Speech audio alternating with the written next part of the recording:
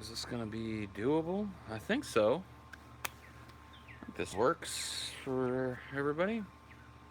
Hello.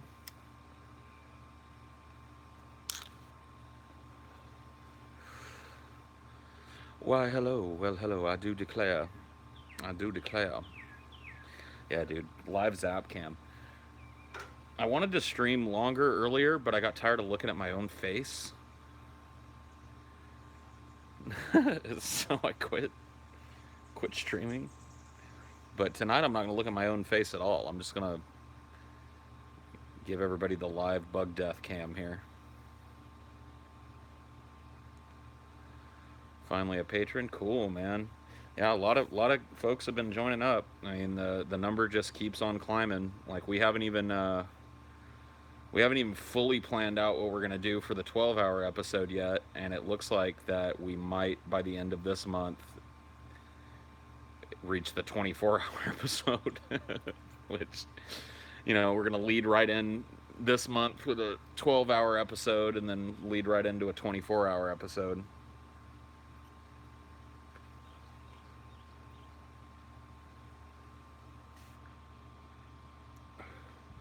Getting rid of notifications like Highdeology. Nope. Yep. There you go. I'm glad people are getting notifications too. Maybe, I don't know, dude. Maybe YouTube is up in its game. More than likely not, but whatever. Is it patron only? No, it's the 12-hour and 24-hour episodes respectively will be for everybody. But everybody that watches them should thank the goddamn patrons because it was their patronage that unlocked them. But yeah, we're 12-hour episode this month, probably in a week or so. I mean, like, those of you that have signed up on the strength of the $5 buffet perk with all the content and shit, you guys are gonna get barraged. Like, it's just a matter of time before you guys are just buried in fucking shit to watch. So, you've got, from what I can tell, at least three Cynics versus Cinema that you'll get this month, patrons only. We've got two pre-recorded. Those will go out to what's left of the Cinema for Cynics patrons as well, but those that have moved over can get them at Pessimism Productions as well.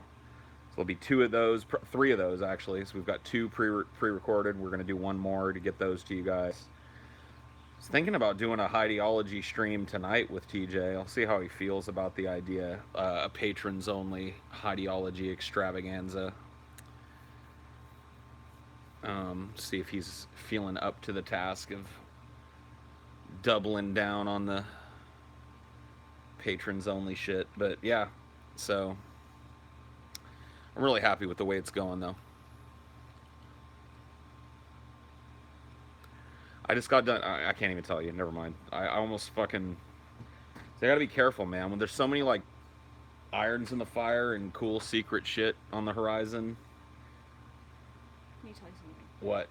Can you mute that? Okay. Whoa. Whoa. All right. The few, the proud, the faithful. Those of you that have stayed. I hate doing that in streams, dude, but sometimes some shit comes up that you just gotta go deal with immediately. I just had one. So, whatever. False start, but we're back.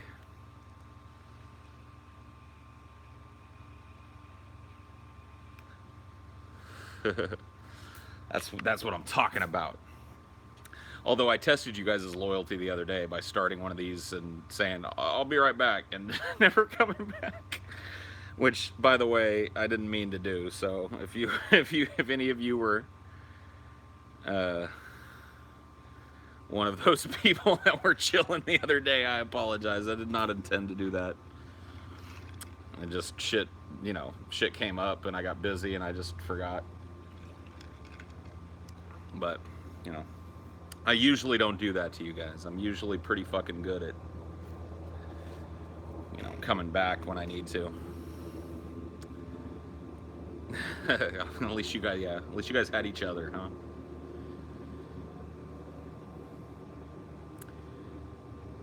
Well, this one wasn't an accident. Ashley was on point with this one. There was some shit needed to be taken care of. Let's put it that way. I'm so excited for DFF. I'm half tempted to ask what's in its future. However, at the same time, I want to keep the suspense going. I mean, yeah, dude. I can't tell you, dude. On the other end of it, being a personality on the show, I'm super excited for the future of this show, man. I was about to reveal some bullshit earlier that, you know, I almost just came out and said it, but I've just been looking at something that is in the works for the community, for the show, and for the fans of the show. It's not anything that you guys have, you know, been teased about before. Well, I've teased it before, but I haven't given any specific details. I mean, it's just fucking awesome, man. Like, it's just gonna be, it's gonna be fucking amazing. Something new and big going on with DFF. I mean, right now, yes, always. There's always something new, always something big. I mean, we're in the prime time now, folks. I mean, the show is booming and growing and has a really cool vibe around it that you know is different for me. You know, it's been established, I think, right off the top that our relationship with our fans is different, and it's just a really, really positive feeling. Super fresh, super crisp. Yeah, keeping it crisp and fresh, dude. I know you can't reveal too much, but do you think DFF will ever... Oh, man, get out of here, Oprah. Boo, it's one of you. I just need to stop reading long posts. I don't know, I'll come up with some other tactics. For now, though, you're timed out. I like Mike's Payne 3 because I'm Brazilian and I understand everything. Cool for you, bro. Or am I invisible? I'm right here. I'm waving at you guys. You can't see me? But yeah, no, it's super pumped for the show. Super pumped for the futures of all these properties. I mean, Highdeology is part of the plan, guys. You know, so I'm not only pumped for the future of Deep Fat Fried, I'm pumped for the future of all of the different, you know, properties that we've put under the umbrella of Pessimist Productions. I mean, it's a really fertile creative partnership for me. I mean, we've just got all these, we're working on a ton of shit now. We've got all these plans for the future. You know, and we just keep hitting milestone after milestone after milestone in terms of patronage and show, you know, engagement. I mean, everything's on the up and up, and it feels really good. I appreciate how you guys treat your fans. You listen, and if there's a valid criticism, you take it in. However, ultimately, it's your show, and you'll do what you want. Yeah, I mean, that's basically, that's the way it always should be, I think. None of us is totally closed off to critique, but it's not a reactionary show. It's not a show where we throw everything in the garbage and go back to square one when people don't like a show. Justice for Lilburn Boggs. Also hoping you guys will do more historical themes like Caligula on DFF and more awesome CF Paul Smart. Yeah, dude. We got a lot of shit going. I mean, if you like the more historical episodes, last night's Mormonism one was pretty good. We took a deep dive into Joseph Smith's escapades and the foundation of the Mormon Church. So, yeah, I really like, you know, I mean, there really aren't any, I guess, as fans of the show, you guys are probably starting to notice types of shows emerging. And while there's no end to the types of shows we can try, you know, the kind of historical looks at interesting figures or movements or cults are some of my favorite to do. And, you know, I was really skeptical, honestly, when we first started making this show about whether or not people would even care to listen to it. Like, I was really scared at walking away from total absurdism, you know? Because I figured, like, that's what people are watching us for. You know, they're watching us for the poop jokes and the, you know, and it's not like we've gotten rid of any of that. It's just that we can find venues for that within the context of a more serious topic and actually learn something about it. So it's pretty neat. I really like it. I'm glad that people are digging it.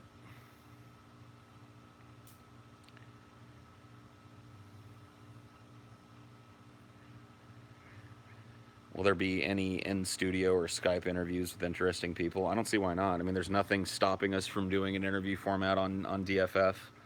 I know that with some of the plans that we have, that's going to become something that's way easier and more professional looking for us in the near to medium future. Just studio and equipment upgrades and hiring a few contractors to come in and help us set up our audio and video so that it's, um, decent quality. That it's a consistently decent quality. The audio is pretty wildly inconsistent right now because, quite frankly, none of us know what the fuck we're doing. And, but we've already hired an audio engineer that's going to come out sometime this week and help get us on track there, let us know what we need to buy or how we need to use the equipment we already have to make things sound good. So, it's just it's a process, man.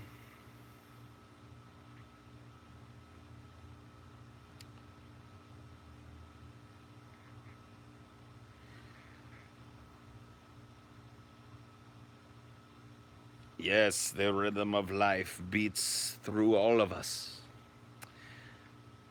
DFF just hasn't had many episodes yet. Well, I mean, it's still a show in its infancy. It's still kind of developing, but I think, at this point, I feel like we've done a lot of good shows, but I feel like at this point, the show has really hit its stride in terms of tone and interaction and what the fans can expect.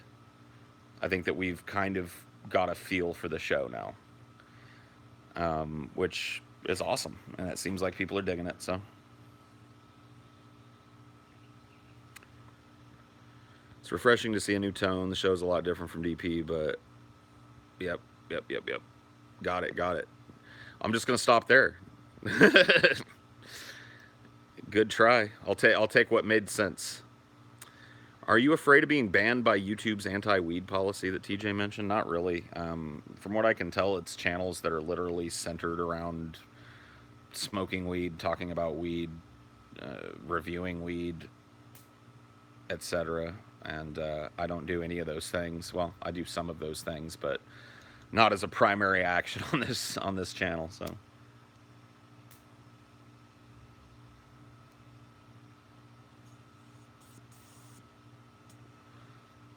I mean, I think every show has a rough start. You know what I mean? None of us, when we started this show, expected it to be like in the bag, tonally, in the bag, structurally, on episode 1, ready to fucking, like, that just doesn't happen. Shows have to develop. Shows have to have time to kind of like grow on the vine a little bit, work out what works and what doesn't, work out the flow of conversation and the balance of information to tangential content. But it is what it is.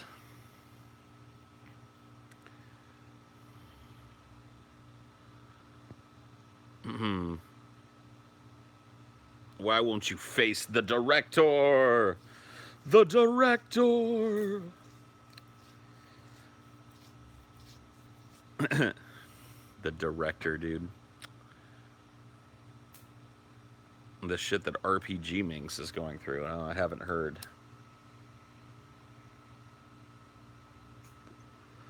I have not heard.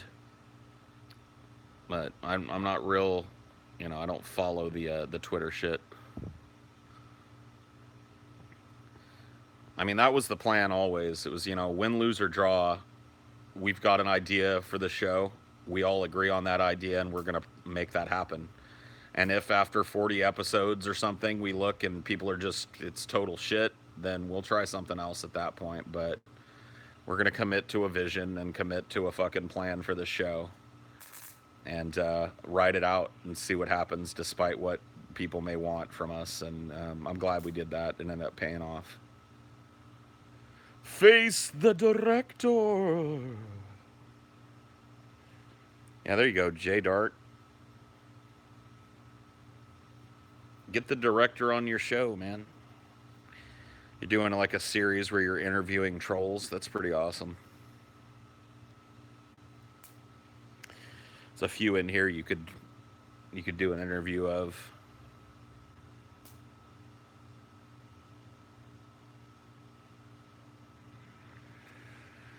If money wasn't a question within reason, where would you and the crew want to live and have the studio? That I don't know that. I don't know the answer to that question. Um, I think all of us probably have different ideas about where the ideal spot would be for the studio, which is probably to say that there really isn't one.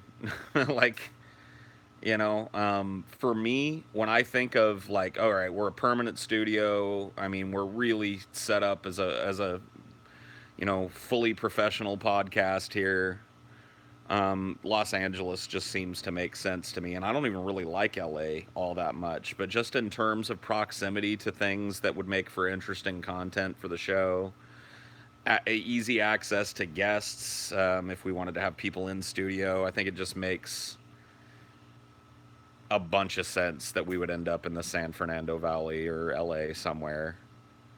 Um, but I could hear arguments for other, I mean, the great thing about doing a show that is based around providing content, right? So making content, performing content, is that where you do it from doesn't really matter. So at a certain level of freedom, and what that means is a certain level of income, where you want to live in terms of geography becomes a foregone conclusion. We could move anywhere we wanted, you know. I mean, we could get visas and move the studio to fucking Amsterdam for a year if we wanted and do the show live from Amsterdam. I mean, the possibilities for where this show could be based out of or what we could do with it are pretty endless. Um, so, yeah.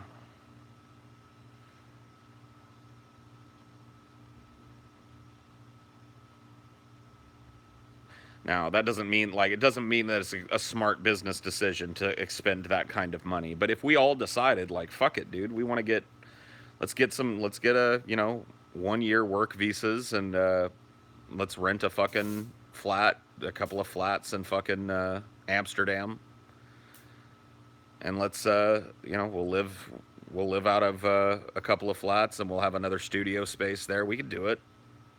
I mean, like I said, at a certain level of success. It's just a matter of like, is it worth it? And what's the trade off there? When you're talking about locale, you're talking about, all right, we're paying more money. We're going to make this big expenditure. We're going to make this big leap of living out of the country for a year. But what are we getting in return? What's the benefit to the show? And the benefit to the show is really psychological for us. The quality of the show wouldn't have to change or suffer at all. In fact, at a certain level of completeness, this show will be able to be picked up and moved, and you guys won't even know we're in a different place.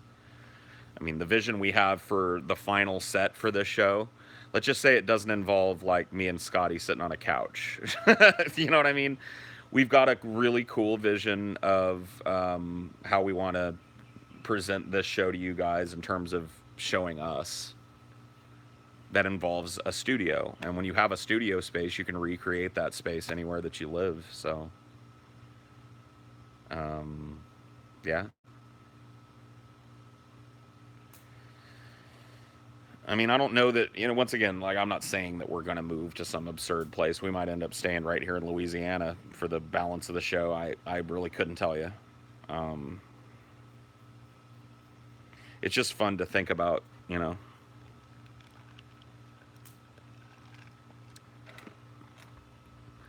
You guys living in Amsterdam would be interesting, but surely it doesn't matter where you are in the world because yeah, well, that's what I'm kind of saying, where you are. I mean, all you really need access to do what we do is a stable, high-speed internet connection, which, that doesn't rule out a whole lot of places that we would want to live.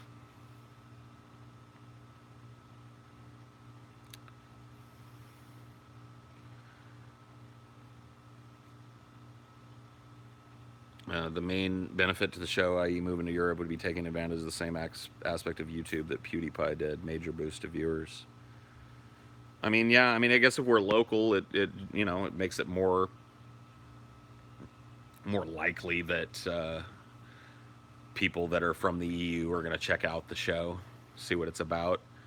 I don't know. It's just an interesting thought. Like I said, I very strongly doubt that the show will ever be based out of Amsterdam. It's just it's a fun thing to think about.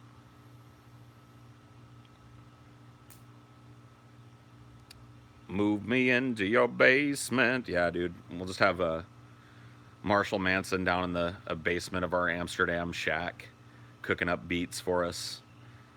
We'll fly in collaborators for him every once in a while when he needs some inspiration or has some work that he needs another hand in. Just put him to work in the lab, man. Keep him chained up in the basement.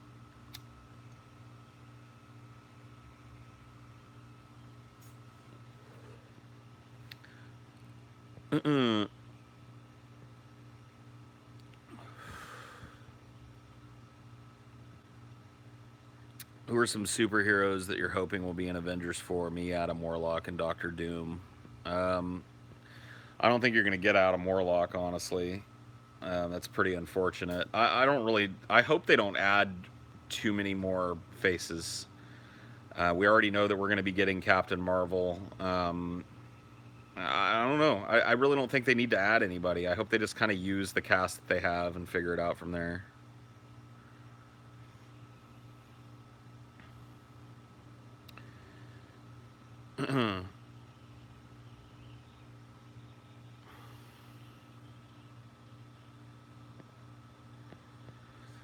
I would love to see Paul BTFO director and the rest of you trolls right now. Yeah, dude.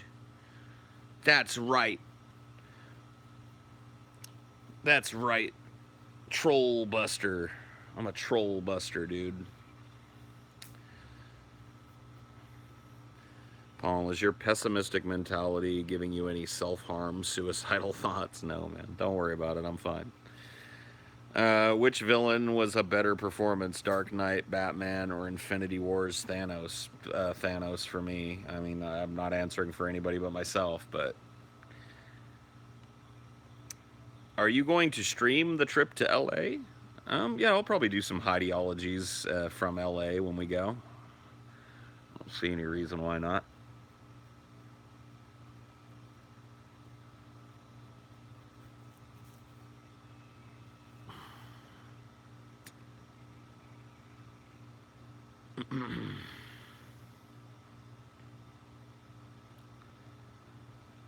All 27,000 of the DFF fans should start a town somewhere and name you Eternal Mayor. Dude, I don't want the job. I do not want it. I don't want to be the Eternal Mayor. I don't even want to be the 15-minute mayor of anybody's fucking town, dude. That ain't my shit.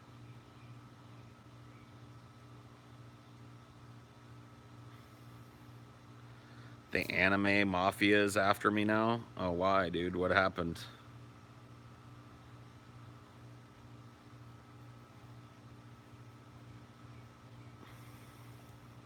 What did I do now? I don't even remember what I did to deserve it. Yeah, I must have said or done something, man. I angered the animes, yeah.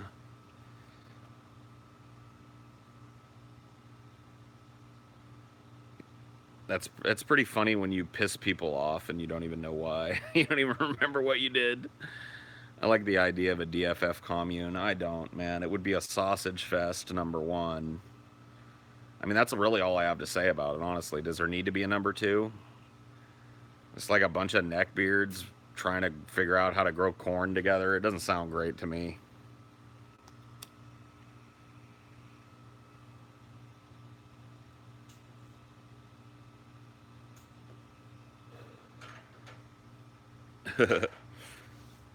How do we grow corn again? Aren't there any chicks here? This place fucking sucks. I'm hungry, dude. How long does it take for that corn to grow? We'd be fucked, dude. We'd be fucked. And, oh yeah, dude. And it would stink there too. I mean, it would reek. I'd be adding to that cloud of neckbeard smell, but you know what I mean? It would just hang thick over that town.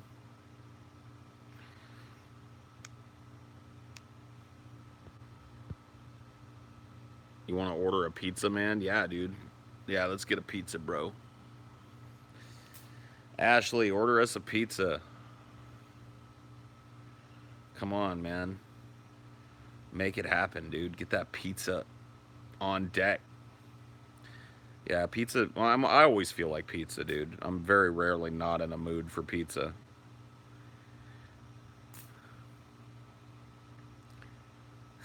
Come on, Ashley. No, I'm kidding. We had pizza this week. We need something different. Yeah, Ashley. Dude, Ashley's not in the mood for pizza. Ashley's never in the mood for pizza, dude. She's a pizza hater. I mean, she'll eat pizza, but she's never the one that's like, dude, I want pizza. Congrats to Taylor and Scotty. May their marriage be long and happy. There you go, man. That's pretty cool.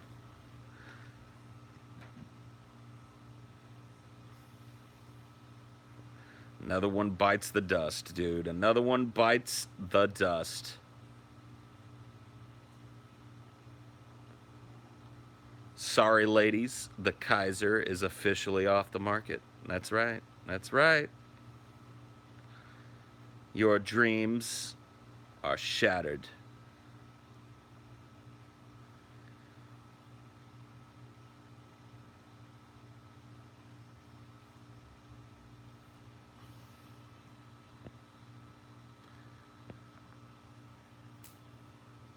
Why only the girls?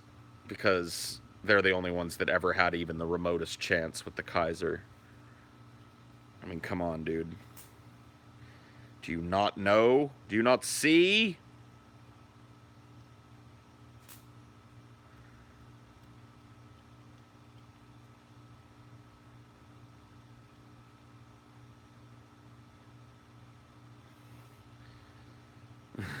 Swedish meatballs, dude.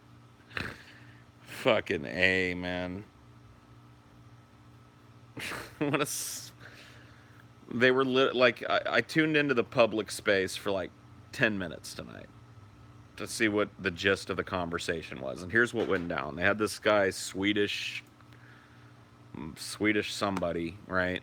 Some Swedish, I don't know if he's a white nationalist or not. I don't want to label him, but first they were talking about how like Muslims are trying to get Swedish meatballs renamed to Turkish meatballs because they think that like Turkish people invented, and it's less like, dude, what a stupid thing to be wringing your hands about. They used it as an example of like white genocide happening.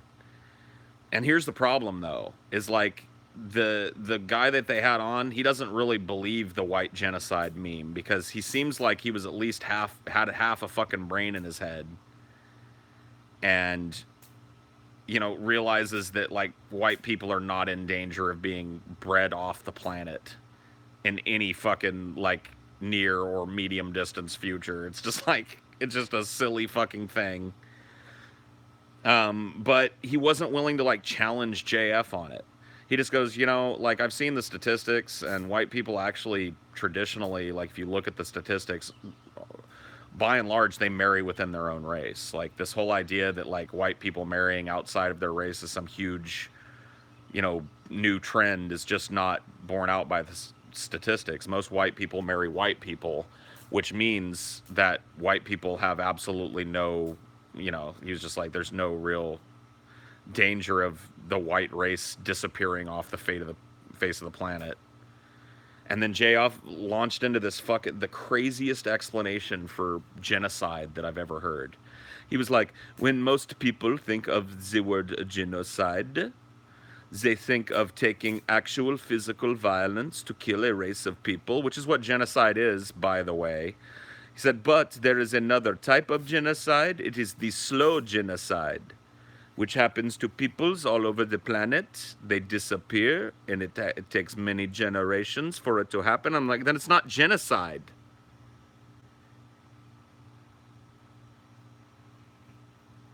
Like, right there, your fucking explanation fell apart. I was hoping their Swedish dude would fucking jump in and be like, no, that's retarded. But he was like, yeah, I definitely see what you're saying there. And I'm like, oh, really? So you're smart enough to know that this white genocide shit is total fucking bullshit. But you're not smart enough To not just nod your head and go, when JF says something stupid and immediately refutable.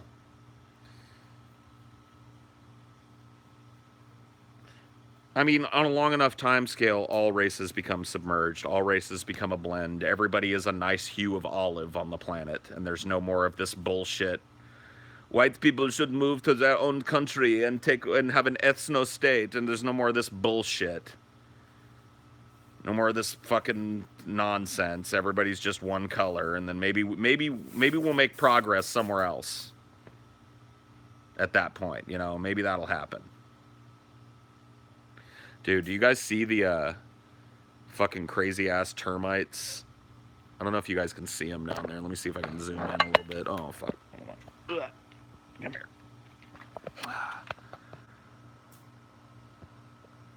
You see them?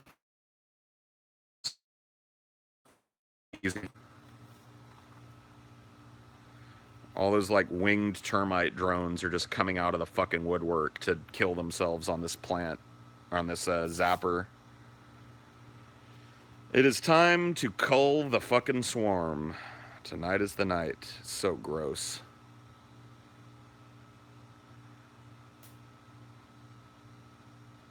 And like, I'm sitting relatively close to this, and they're not even bothering me because I'm sitting in the dark.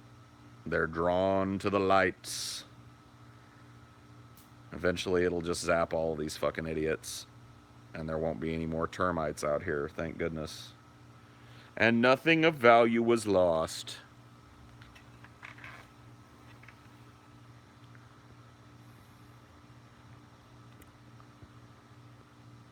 And nothing of value was lost. Whoa, whoa, whoa, whoa, whoa.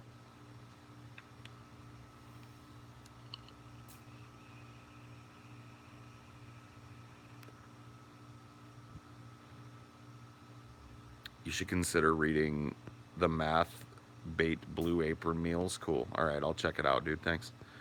No one has a soul. Lols. Yeah, dude. They have returned to the universe. Yeah, they're returning to the dirt and the dust from whence they came.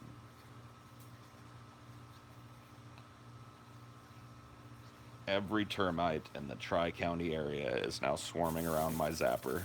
Oh, yeah, get them. Get in there, guys. Yeah, get in there. All of you. Swarm it. It's time. Your time is now. Oh my god, dude, they're going crazy. It's like a feeding frenzy down there now. They've gone totally ape shit.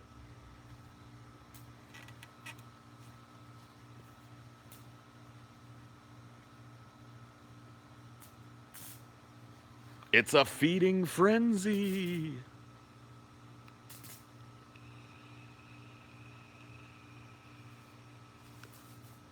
Oh man, dude.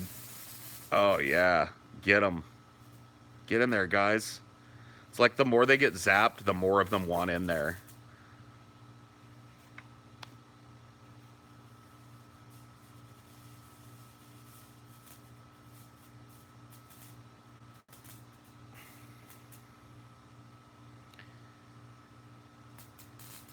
Go get it, boys. To your deaths.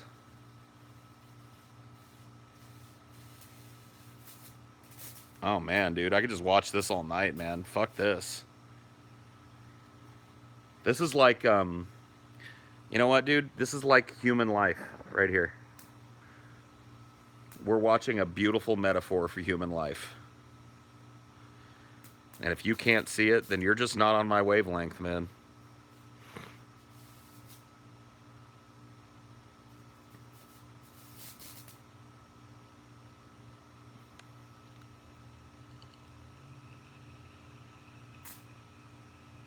That's all of us down there. All of us reaching for that light. Each one of us thinks that light is something different. Each one of us has a philosophy that we're flying into the light. We're trying to touch that. We're trying to prove to people that our light is the correct light. But as you can see, the light is something totally different indeed. It's indiscriminate, it's cold, it's unfeeling, it's uncalculating, and it's absolutely efficient at what it does, which is destroying life. It won't stop. No matter how many of these termites or people, if you want to look at them like I'm looking at them, pile into the fucking cage to their death, this thing will just keep eating them.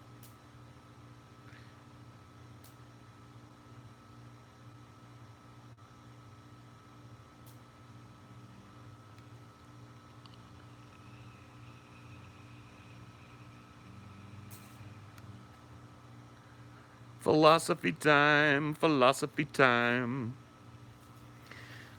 I mean, I can't help but look at futility like this and see the human race. You see a lot of this in nature. Ponds that are clearly going to be dry in a couple of weeks, filled to the brim with frogs that are just breeding, thinking like the water's going to be there forever. And then before you know it, poof, they're all dead, dried up little husks in what used to be a fucking riverbed. See a lot of this type of futility in nature. I mean, this is assisted futility here. You know, typically these termites, before the coming of mankind, would not have had to contend with an electrical light that was designed to trap them. But it's futile nonetheless, yeah.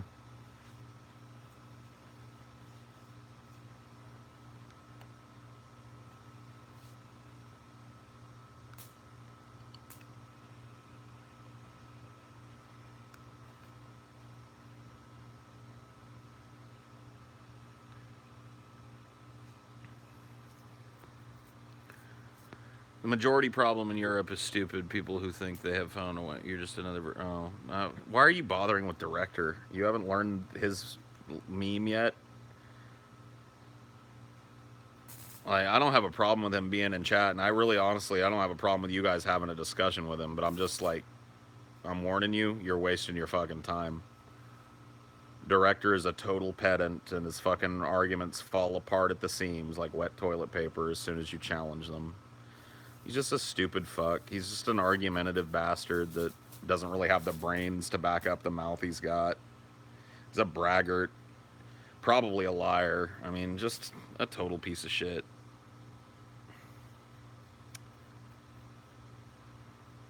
But have fun if you want.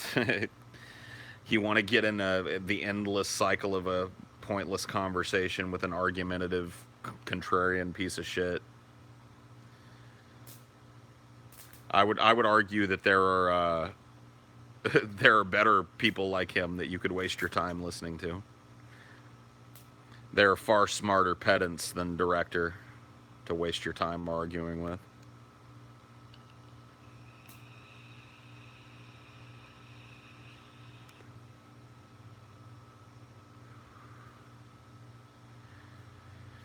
I mean, I don't know how to feel about Venom or any of these other, like, until I see it, I'm not really gonna have any idea, what the quality level is. So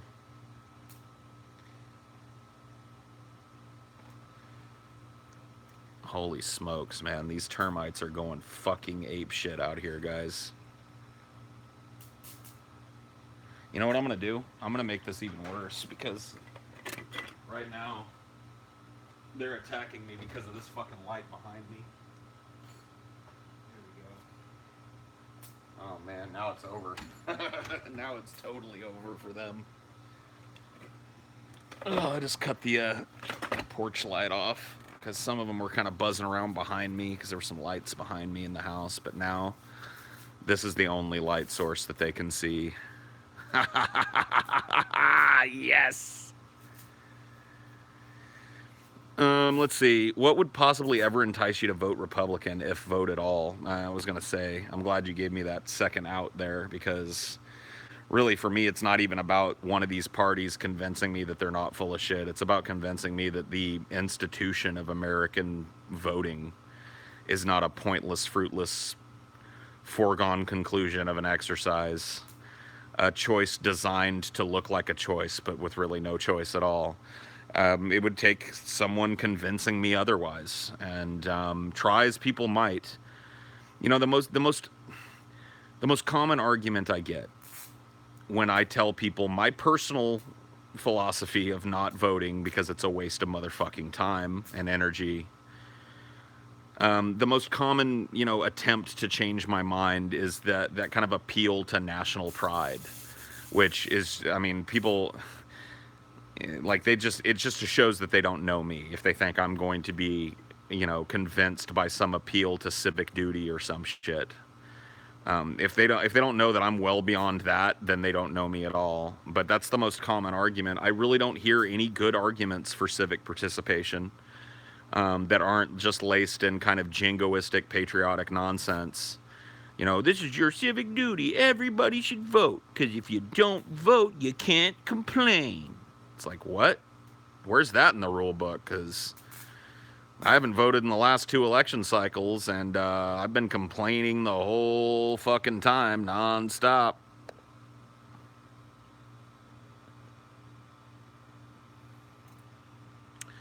What do you think of that Blankenship guy? I watched that his weird little fucking Missouri ad or whatever the fuck it was the other night with TJ. Cocaine Mitch. Cocaine Mitch, dude. I want to know who Cocaine Mitch is. That's what I want to know. Fuck Don Blankenship, dude. I want to know who Cocaine Mitch is. It's Mitch. Oh, man. China people, dude. I loved that part, too. He's like, China people are trying to make jobs here for China people. What? And then he finds the 2 whitest little girls he can find at the end. It's like, I will protect white babies. Vote for me. And he's winning. I love it, dude. Yeah, but let's go vote. He's winning, by the way. He's leading.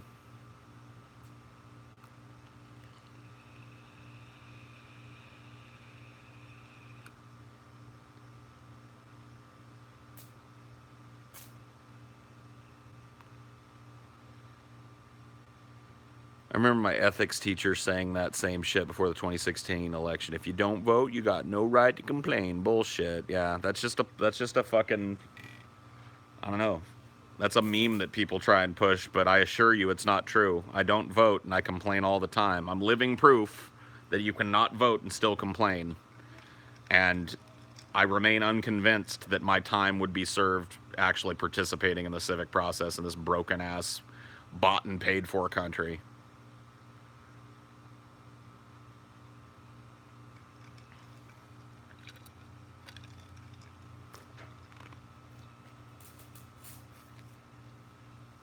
Well, that's the game that we're meant to play, is the lesser of 2 evils game. We're meant to go like, well, yeah, you know, but you can't deny. Like, how many times have I heard this? You can't deny Hillary Clinton would have been a better president. It's like, you know, maybe you're right, but better president needs to be quantified here. Just more of the same with less stupidity. Okay, is that better? Not for me, not for this country.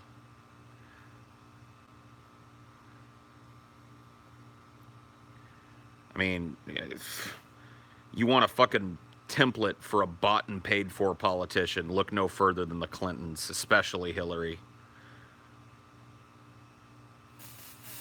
That woman legitimately doesn't have a single position that she wouldn't completely flip-flop on if she thought it would get her more power and acceptance and recognition.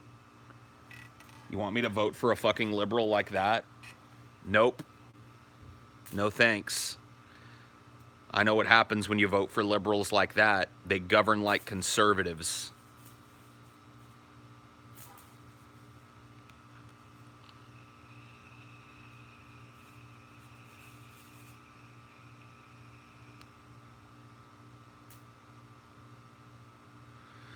What makes you think that Republicans are helping to facilitate the collapse of America any more or less than Democrats are? Can you explain that rationale to me? Like, why would voting Republican hasten the apocalypse? Do you think Republicans, like, are you still buying into the meme that it's Republicans and Republicans alone that are responsible for all the problems in America? Because I got news for you, dude. While your eyes are watching the Republicans sneaking out the back door with a sack full of taxpayer monies slung over their shoulder, guess who's walking out the front door wearing all that money? The fucking limousine liberal crew. Like, if you ever, like, they're just bought, paid for, corporate shill pieces of shit, not a principled person among them. Would I support Bernie? No.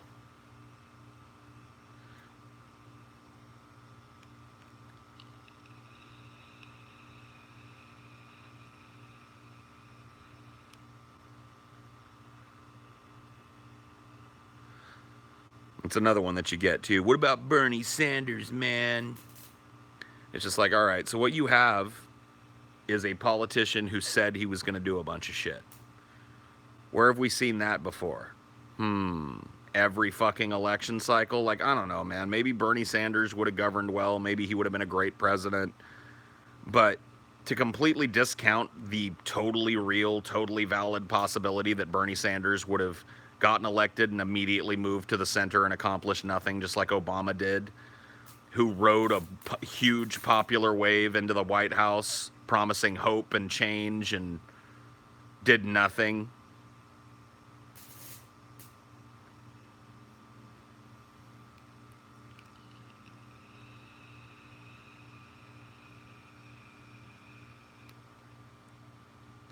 You said earlier that it would take someone to convince you to have faith in the system. What would it take to convince you to vote for that candidate? I don't think there's any one person that's going to convince me to vote. What's going to have to happen is there's, some magical. It's almost not even worth discussing because it's fantasy. Here's what would have to happen. Because I'm not just going to jump on the train with some politician because he says he's different. I've been down that road. I know that that's a bullshit line that we're all fed. So what's going to have to happen is some actual systemic change is going to have to happen. Somebody's going to have to get elected and prove through their governance that they're not about that they're not about the same thing that every politician is about, that they're not there to line their pockets, that they're not there to serve the wills of their corporate masters before the will of the people.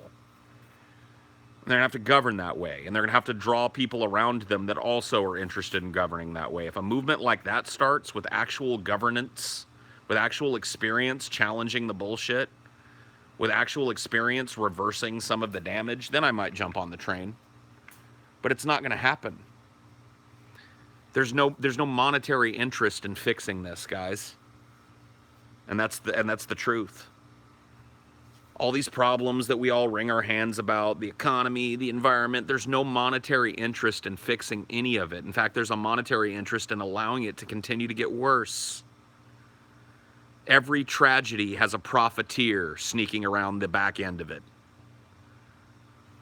looking for a way to make money. And if you think that a giant ecological disaster isn't a huge bunch of dollar signs in the eyes and minds of a bunch of business people who have pull in this country, then you're fucking retarded. As the planet gets sicker and sicker, as the sea levels rise, as the fucking polar ice melts, as more and more crazy out of control fucking storms happen, more and more disasters, more floods, more fucking famine, more nonsense. As that happens, there's going to be a bunch of fat cats getting rich on that disaster. They're waiting for it. They're hoping every goddamn day for it. You think it's going to get fixed? Nope. Examples? 9/11. There was a segment of the business population in America that did a fucking cartwheel when 9/11 happened because they knew. What do you think they knew? You want to guess? They knew they were about to get fucking rich because it was time for some war. It was time for some insurance claims on some big fucking buildings that nobody ever knew were going to fall down. Time to rebuild it. Time to supply the troops. Time to train Iraqis. Business after business after business, flush with money. National tragedy. Billionaires are made. Need any more examples?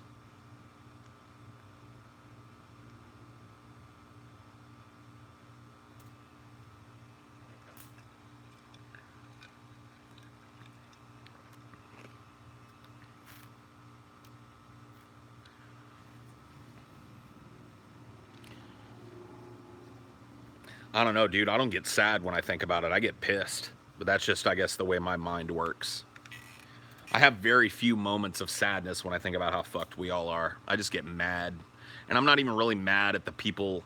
I'm mad at all of us. I'm mad at myself. I'm mad at the dumbasses walking around on the street. I'm mad at my fucking neighbors. I'm mad at all of us, man. And I'm mad for all of us.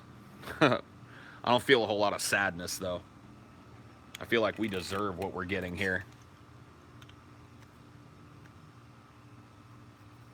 I'm just pissed, man. Just pissed at the blatant ignorance, the just glib stupidity of people. Their inability to come together and work together on something when their fucking extinction is at stake. We're still looking for a fucking back to stab. We're still looking for a tragedy to profit off of. We can't learn. It's just not in our DNA, dude. That's why we're such a flawed fucking species, and that's why we probably don't deserve to ever escape this planet.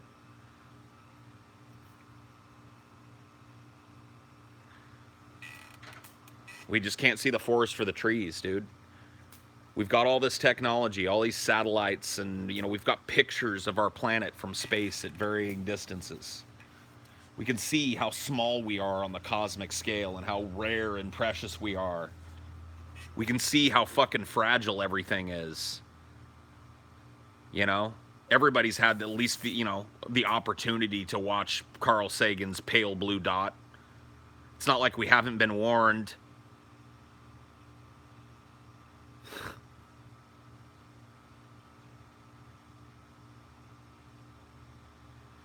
But all this other shit makes more sense. The ethno-state.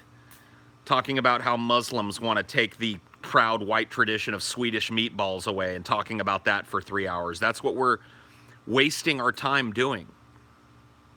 Demonizing an entire group of people just because they happen to call themselves Jews. Blaming them for all our fucking problems while we rot the planet out from under our own feet and do nothing about it. We're just a bunch of stupid fucking up-jumped monkeys that got way too smart for their own good.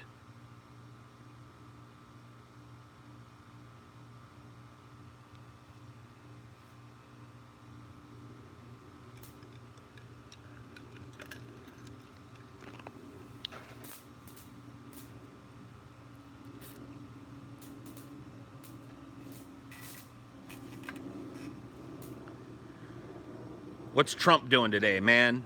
What's Trump doing? What's Melania think about Trump? Is Melania gonna leave Trump? What's Trump's son doing? What's his fucking daughter doing? What's Trump, Trumpity, Trump, Trump, Trump, Trumpity, Trump, Trump, Trump, Trumpity?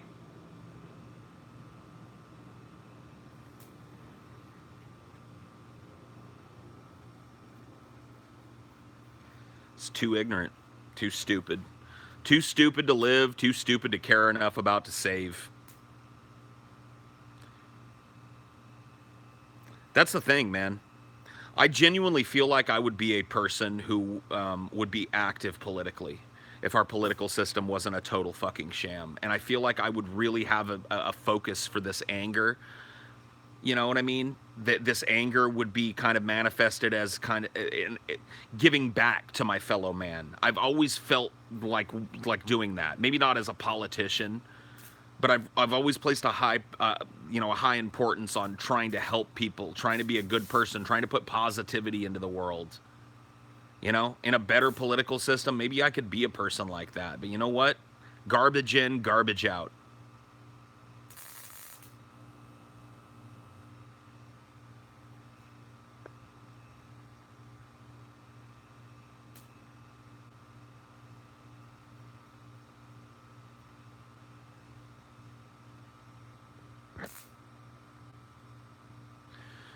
Well, no shit, I'm not all that positive. Can you fucking blame me? Who's blaming me in here? Anybody in here think Paul's just too negative? Yeah, probably. That's fine, though. You've got every right to find me too negative, but the problem is that me and people like me aren't going away. There always has to be somebody that calls out the emperor for not having any clothes. Whether they're right or wrong, there's always going to be people like me. I just have a fundamental mistrust of the popular opinion.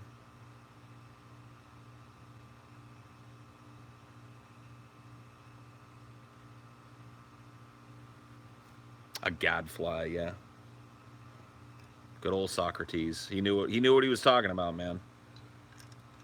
That's what I gotta be, dude. If I've just gotta be an irritant for some people to just dismiss as just a negative guy who's let his depression consume his life. If I gotta wear that badge to continue being the guy going, this is all bullshit, this is a raw deal, we should opt out, then, that'll be my life. That'll be what I do when I'm here.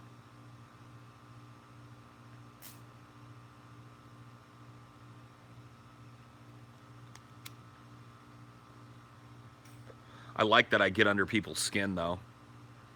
I like that people are put off by my negativity. I like that people don't like me challenging their most precious ideas about what their lives mean, what other people's lives mean in contrast. I like that.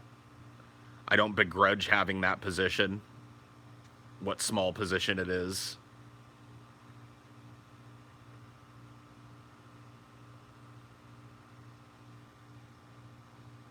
But I don't do it out of some sense of duty to humankind anymore. Not this. I do it despite humankind. I'm not trying to save anybody anymore, guys. We can wax philosophical and we can talk about how things should be all goddamn night, but I'm out of the Captain Save-A-Ho business. Sorry, checked out. Don't give a fuck. Think we've got coming what we've got coming, and I don't think it's good. I think all the metrics that make any fucking sense to look at point to a toilet filled with fucking diuretic shit, and it's circling the bowl. You want to convince me otherwise? I'm willing to look at your fucking numbers, but you know what I mean?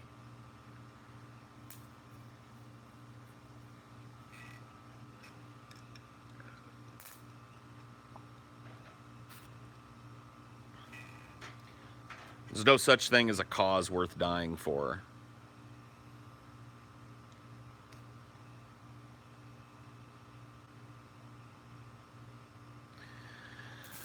I'm trying to learn to swim before this shit gets flushed, or at least ride the wave.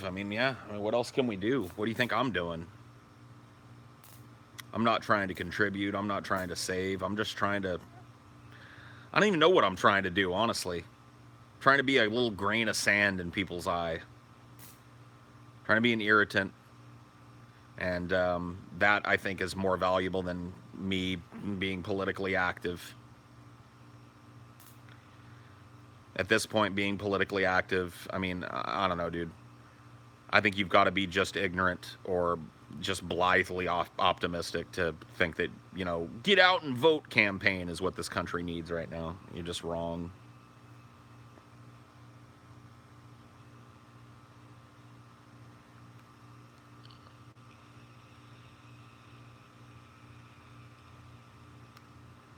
An ethno-state is a good idea, in my opinion. Okay. Cool, broker. Just take your fucking jibber-jabber nonsense on elsewhere.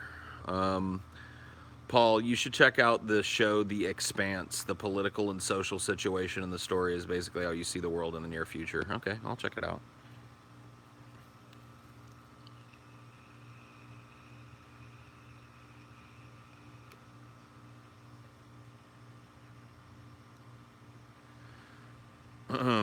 Yeah, at this point, climate change will 100% extinct us, even if we stop. Yeah, we're past the tipping point, and that's just one of the things. We're standing on the precipice of so many, possibly species-ending disasters that, it's just absurd to even list them anymore. The climate rotting out from under us is a foregone conclusion now. We cannot stop the damage that we've done. That tipping point came. All those scientists that were warning about how we needed to cut back on this and that, and how we needed to find alternative sources of energy, how we needed to stop dumping massive amounts of carbon dioxide and carbon monoxide into the fucking atmosphere, how we were damaging the fucking ozone layer. All of those warnings, all of those fucking decades in the past, none of them were heeded, not a single one. And as a result, we will perish on this planet. We don't have time to invent the technology to get us off this planet sustainably. We will die on this planet. Even if none of the other things that I'm about to talk about happen, we will perish on this planet due to ecological disaster. The tipping point is over. It's gone. It's done. And that's just one. We're also teetering on the edge of an economic disaster that once again would cause all fucking debt to default. Just an absolute fucking crash of the global economy. We're talking loss of revenue, loss of jobs, loss of ownership on a scale that you can't even comprehend in your mind. Food shortages, joblessness, homelessness, crime, poverty, just on an absolutely epic scale, once again, that you can't even fucking imagine. And we've got one foot on a banana peel and the other foot feeling over the edge of the cliff. Is there a rock? Is there something for me to stand on over here? I don't know. Hold on, let me just make sure I'm real firmly on this banana peel. Any second now. Tick tock, tick tock, tick tock.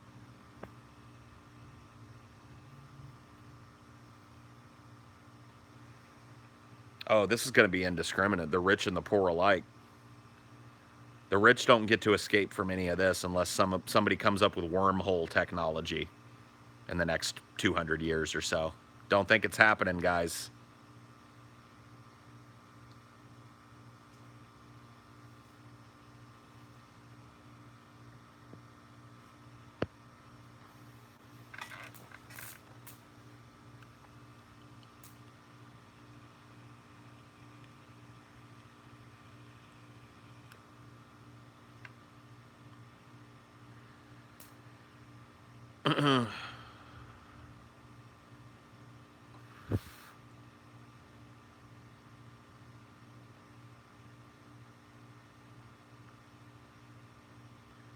Nothing can be done in the next 20 years, Adro. It's too late for those kids to grow up and do something about climate change. You haven't been listening. We're past the point of no return. We can't stop what's coming. We could all become the most green little ecological fucking, paragons right now. We could all just stop using plastics and stop pouring carbon into the fucking atmosphere. Right now, we could all just become green as green. And it's still over. Still over.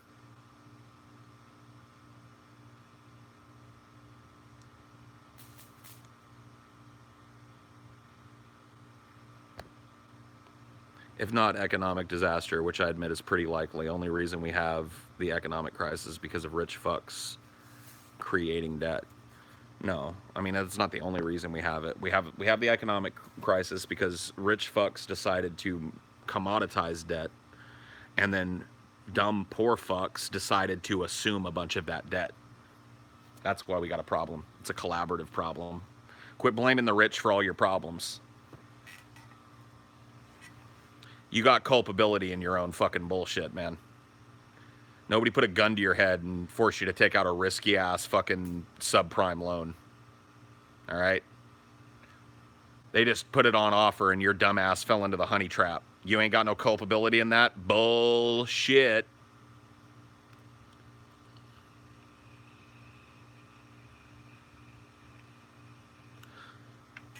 I mean, trust me, dude, I got no problem with people talking about the top 1% because they are a fucking dastardly group of people and they've done massive amounts of damage to this world and will continue to into the future because we're not going to do anything about them. But quit with this like, the rich, man, eat the fucking rich, man. No. Eat yourselves.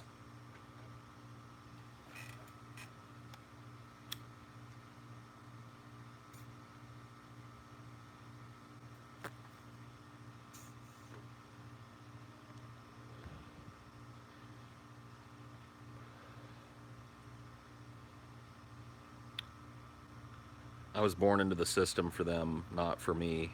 I didn't ask for money to be based on debt. Yeah, you didn't, but if you have a problem with money being based on debt and you've participated in that problem by running up credit card debt or taking out second mortgages or financing a house at a subprime rate, then you're the problem. They don't have a commodity to sell if dumbasses like you don't sign their entire fucking lives on the dotted line. You see what I'm saying? All of their money making is contingent on you making a stupid business decision. And they are so happy to run the fucking debt limit up to the point where it just collapses in on itself. Because you know what? The richest among them just get rich off the fucking tragedy. Isn't that great? Yeah, they lose a bunch of their fucking equity, but guess what? They've still got enough to make them the most powerful people in the fucking country, and they get to monetize the rebuilding. You think these people care?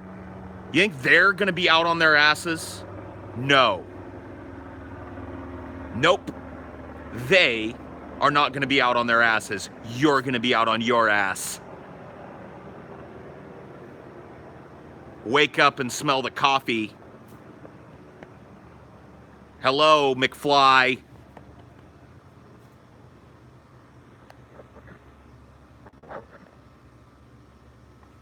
Be right back.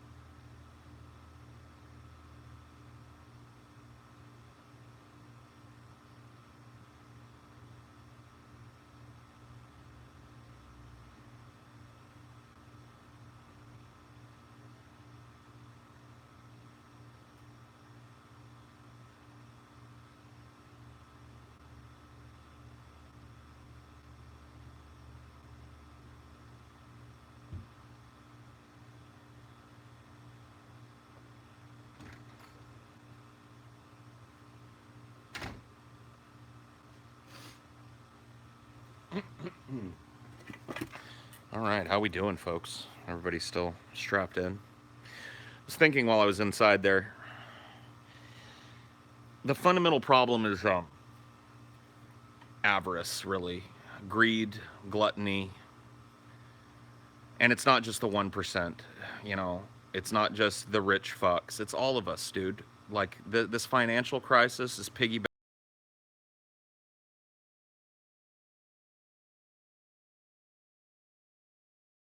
Whatever the fuck they can do for it. They're not interested in making things better for themselves and their children anymore. It's just about, what do I have? Do I have the nice shiny black truck in the driveway that I hose off every day so that, you know, everybody can see how fucking shiny it is? Do I have the little house? Do I have the white picket fence? Do I've got the 9-to-5 job with upward mobility? All that shit is self-serving and ignorant of the suffering going on in the world. I mean, the hubris of buying a giant fucking house when there are literally people on this planet that don't have shoes on their feet. They don't got a meal in front of them every night. They don't eat every day. You don't think that you're culpable for that problem? You don't think, oh no, that's not me. That's not me. I ain't got no culpability in that. You know, sucks to be them over there. You know what? Your entire lifestyle props up their poverty.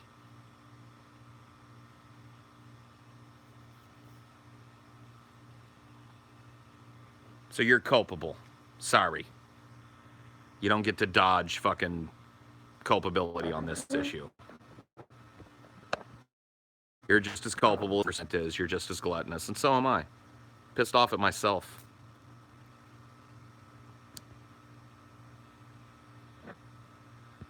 See, I've missed a lot of these here.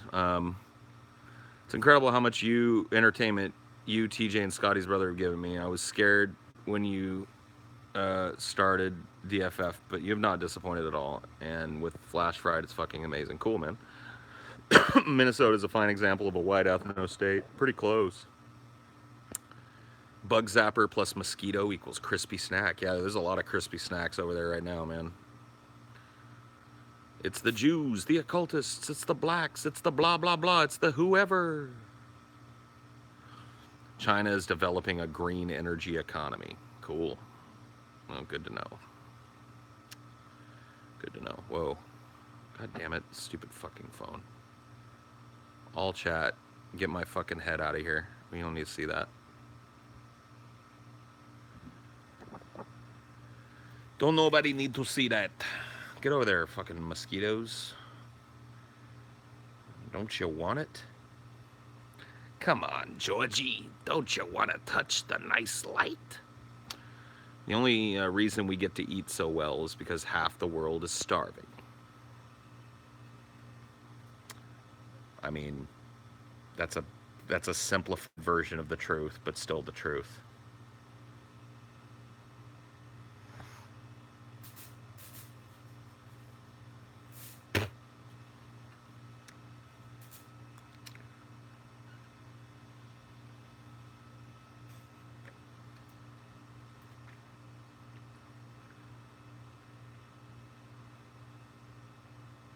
Do you think Thanos was right? No. I think Thanos was misguided. I think his heart was in the right place. He certainly had an understandable motivation, but I don't think he was correct in thinking that, if we're just looking at the galactic destruction of all life as a microcosm for human life, because that's really what Thanos represents. All these other planets that he's decimated, they're humans. They're warnings to the human race, right? You can see this projection. This is one of the messages of this movie. Is every time Thanos shows you you get to see a flashback of Thanos destroying a planet or half the people on a planet, or you hear about him talking about how he's done it, or you get to see what Titan used to look like before the people just completely raped it into nothingness and turned it into a uninhabited ball of shit. That's a message here, right? You can see it. And Thanos is misguided in thinking that human beings, or people that have the same kind of drives as human beings as a lot of the aliens in the Marvel Universe clearly do, aren't going to step up. Killing half of them, it only really maintains them like a herd of cattle. It's not a permanent solution, and nobody learns anything, because we've had it happen to us in the past. You know what I mean? It's like we've been Thanos'd before. And human beings have continued soldiering on, blithely ignoring all of the threats around them, because that's what we do.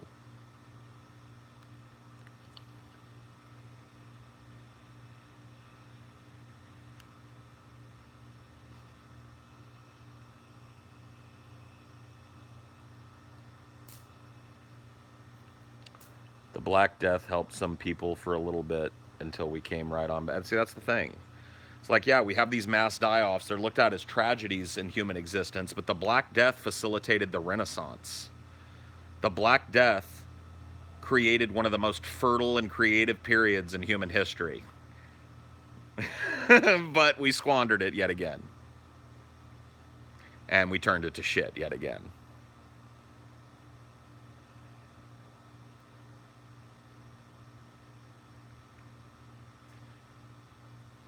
So, we've been Thanos'd, man. we've been down that road. It doesn't work. Do you think the political figures should be legally obliged to handle... all right, get the fuck out of here. Somebody ban this stupid fuck. Showboy, blah, blah, blah. Nonsense. I'm just going to start reading... Like, I like to keep the show moving, but I'm just going to start pausing and reading every goddamn fucking thing before I read it out and making sure it doesn't devolve into fucking nonsense. It's the only thing I can do to fight these. I just got to get out of the fucking habit of reading these fucking things and assuming that it's somebody that's actually taking part in the conversation, because you know what assumptions do. Maybe we need another massive war. World War II created opportunity. Yeah. That's a great idea, man. Maybe we just need to start ourselves on a cycle of unsustainable, endless, grinding war and misery, man. Yeah, because wars make everything better, dude. Yeah, all the economic booms and expansion and shit that happen during wars that improve the lives of people, we don't squander that shit as soon as the war is over. Nah, man. Just keep the goddamn war trucking forward. No. No, thank you. I don't think cars, period, as they exist now, should be pushed anymore. I think they're a dangerous, pointless fucking contrivance that could be replaced pretty easily with AI driven cars that are vastly safer. Think about this. If we stop driving cars with the idea that the driver and passenger have to be sitting right at the front of the fucking car so they can see what's going on, how much safer could we make the roads? We've already got the technology for driverless vehicles. Why don't we stop making these stupid self-driven cars and just turn it over to something and make it, like, safe and more convenient, get places faster, not have to spend half of our paycheck every goddamn month on maintaining a car? Nope.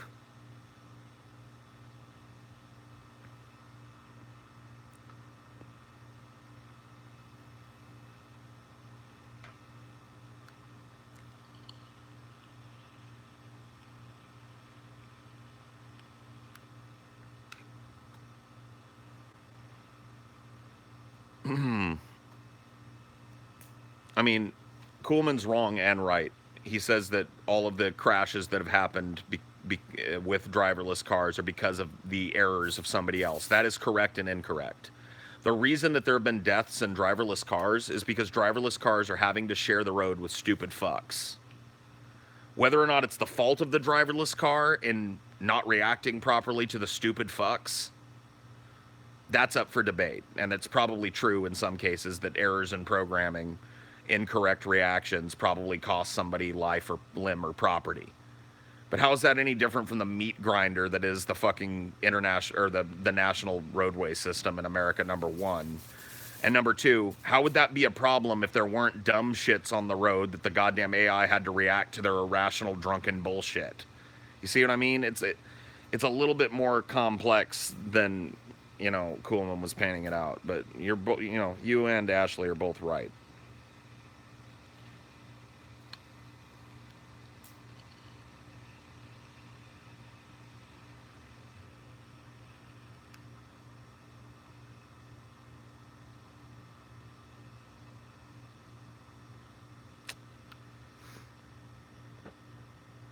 Ugh.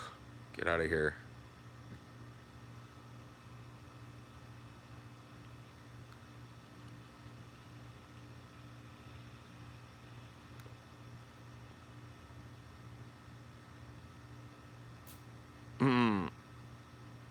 You need a reason to live? Why? You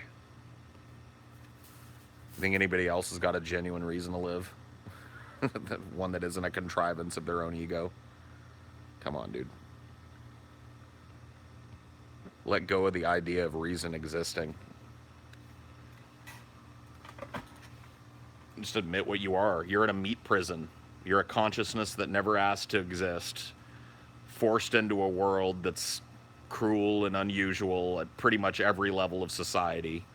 Crueler the farther down towards the bottom of the pyramid you get. And you're here for an unspecified amount of time, and you'll accomplish an unspecified amount of things, and you'll be forgotten and dead and gone. And there'll be countless generations of people that'll come after you that'll never know your name. And they're all subject to the same shit. Super chat, super chat, super chat. Let's see. I accept responsibility. How do I atone, though? You don't. After we die, even the animals will suffer for us. Of course, yeah. After we're gone from the planet, there will be animals on this planet that will suffer due to the things that we've done. That is absolutely true. That's how this will play out. That's just all there is to it.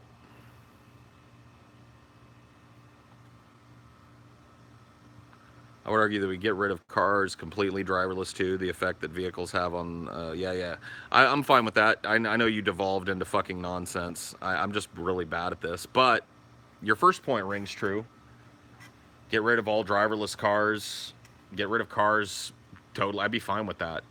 I mean, that would be the smart thing for us to do. Come up with a system of public transit that didn't involve the possibility that you might be blindsided by some drunk idiot who had one too many beers,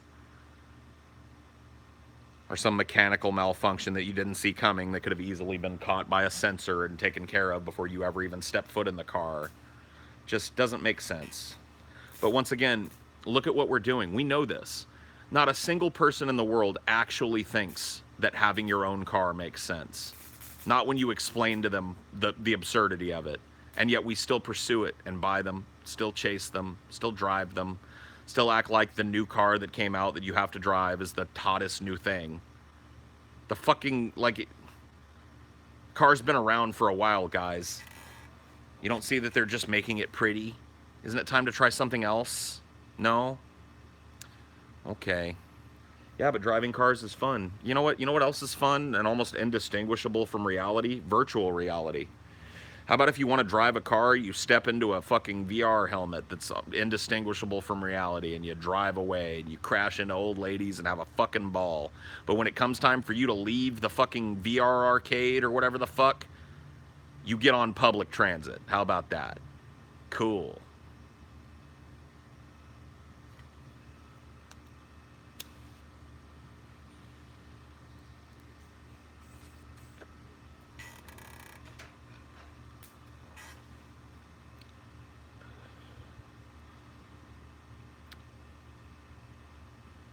Ian, why do you keep... I mean, like, whatever, I'm not going to stop you, but that's the third time you've made that super chat about Minnesota being an ethno state. I read it. I got it. Public transit. How about that? VR is notoriously inaccessible and inexpensive. Well, whose fucking problem is that? I'm not the one bitching about how I'd miss driving a car. Like, oops, what the fuck? Ian Jones, dude? Where the fuck is he? I just accidentally made Ian Jones a moderator. Whoops. Got a little clicky there. Got a little clicky there.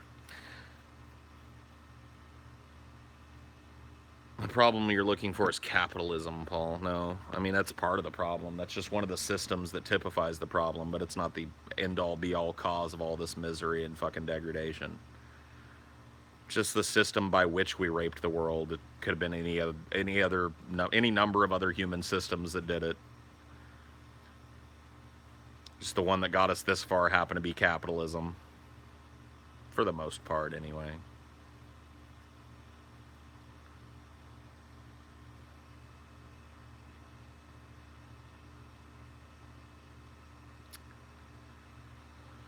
I wish there was more public transportation. Yeah, me too. You ever feel like joining a monastery? No. If you do, you should really rethink your priorities, man. That's not the answer.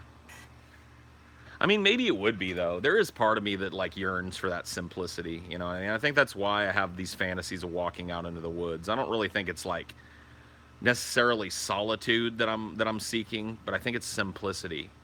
I think that's what's at the root of a lot of our problems, you know, a lot of the mental disorders that have developed that we've come to understand. I think a lot of those chemical imbalances and kind of senses of being unable to be, I don't know, satisfied by life, I think a lot of that comes from just the over complexity that we've introduced. I think a lot of people just kind of secretly yearn for simplicity, yearn for a life that's predictable and based more about, you know, just immediately attending to their needs, taking care of their families and stuff, but not having this overarching society where you gotta tool around in your fucking SUV and, you know what I mean? I think that there's part of our monkey brain, which is, you know, make no bones about it, it's what it still is. It's still a monkey brain. There's part of our monkey brain that yearns for that simplicity. But we don't know how to fill that hole. You know what I mean? We don't see it as a yearning for simplicity. We see it as a bottomless pit that we can fill with things. That new car is going to make me happy. That new flat screen 4K TV is going to make me happy. That new fucking computer, that trip, that this, that, the other thing. We're always chasing some monetary thing that we think is going to fill this need, but I think a lot of us are really just wanting a simple life. You know what I mean? A life that has rules that are simple to abide by, a life that is somewhat predictable day to day, a life that doesn't involve all of this nonsense that we've piled on top of ourselves like a tomb. These big fucking houses and these fucking ridiculously unsafe cars and these giant gaudy buildings and all of this bullshit. You know? I think we're at odds with what we've created for ourselves, and it's making us go crazy. I think we're going insane with this desire to fill a void that, you know, is we've created ourselves. We made this pit. We're the ones that removed the complexity from life to the point where the human mind had to fill itself with other things. You know?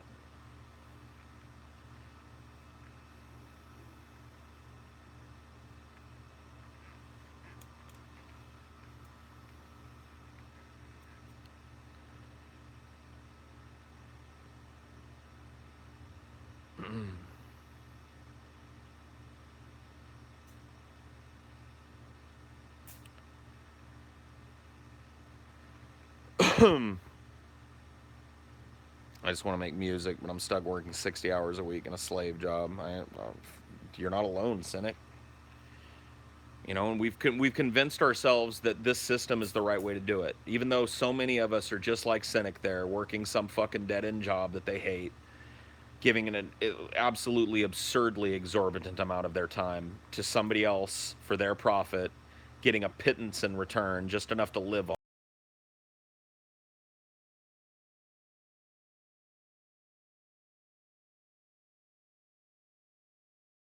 That a lot of people just live their entire lives and never escape is somehow building character in the world or some stupid bullshit. Like, I don't see it, man. Whoa, what the fuck was that? That was crazy. That a lot of people just live their entire lives and never escape is somehow building character in the world or some stupid bullshit. That was trippy. Did you see that shit?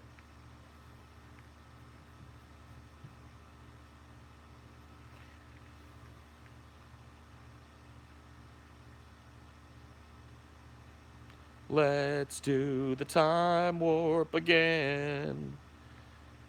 If you ever wanted to seek Buddhist enlightenment, I mean, I won't deny that some of the principles behind Buddhism, the releasing of material wealth and the releasing of a sense of your own ego and the kind of death of that and living in the moment and appreciating every second of the day and kind of learning to, like, a lot of those very Buddhist ideas appeal to me, but it's still a religion. There are still people killing each other over Buddhism in this country, you know, in this world, and I'm just not interested in joining another crew of people.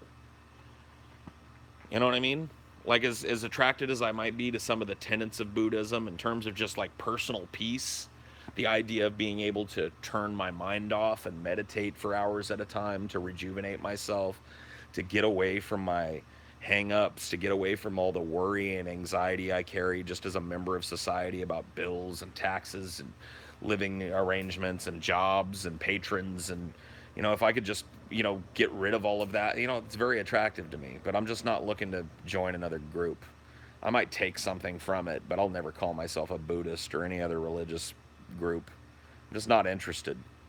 You know, it's like asking to take a label on where you become partially culpable for the actions of other people that have that label. You know what I mean? You can't be a Christian, especially a Catholic Christian, and feel like you have no culpability in the constant rape of children that goes on in the Catholic Church. You don't ask questions when the new priest comes to your parish. You don't ask to hear where he came from last and why he was moved. You just sit down and slurp up the fucking bullshit soup he's ladling into your mouths and let him diddle your kids. So once again, this is that blame the rich bullshit. I made a video about this a long time ago to show you that my philosophy stays strong and true about the Catholics and how, like, people are always bitching about these priests that are doing the diddling and shit. But who's really culpable? the billions of Catholics that shuffle through the door every day and put money in the collection plate. They're paying the bills for these fucking freaks to be shipped around the world to diddle children. They're culpable.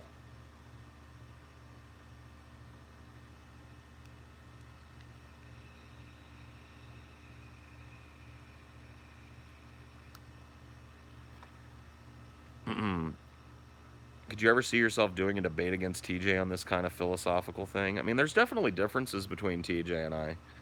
I mean, I really don't think our differences are all that important, though. Like, having a debate with TJ, it'd be fun and it'd be interesting. I certainly wouldn't shy away from it. But, I mean, honestly, TJ and I have that debate every day because we live very close with one another. We work very closely with one another. We see how our different ways of attacking life play out. I see TJ's tactics and intentions, and he sees mine. I think I kind of know what lies at the heart of my differences with TJ, and he knows what lies at the heart of his differences with me. And I don't really think our differences are enough to warrant, a really heavy argument about. I mean, it's a very slight philosophical shift from TJ. TJ's optimistic nihilism and my pessimism. I agree with 99.9% of the tenets of optimistic nihilism. It's just the optimism that I have a problem with. I'll be right back. Ooh.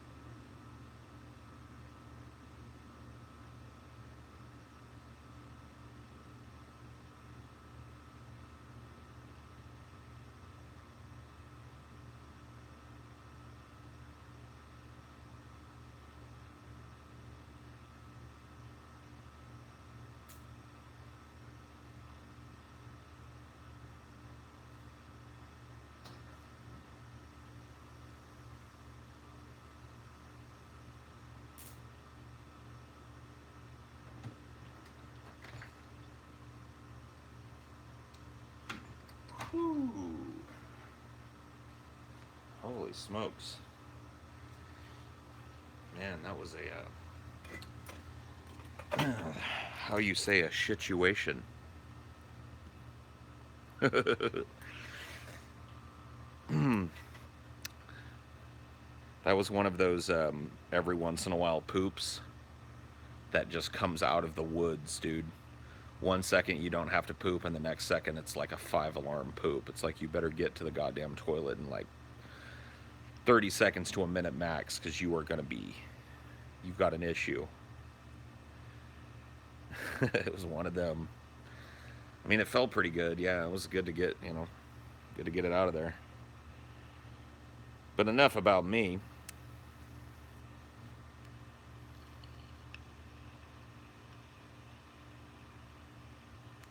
Yep, a digestive situation, man.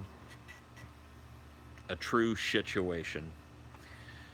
Paul, you've always said that there's no such thing as real meaning, but I'm still not sure what you think real meaning is supposed to be, what your definition of it is.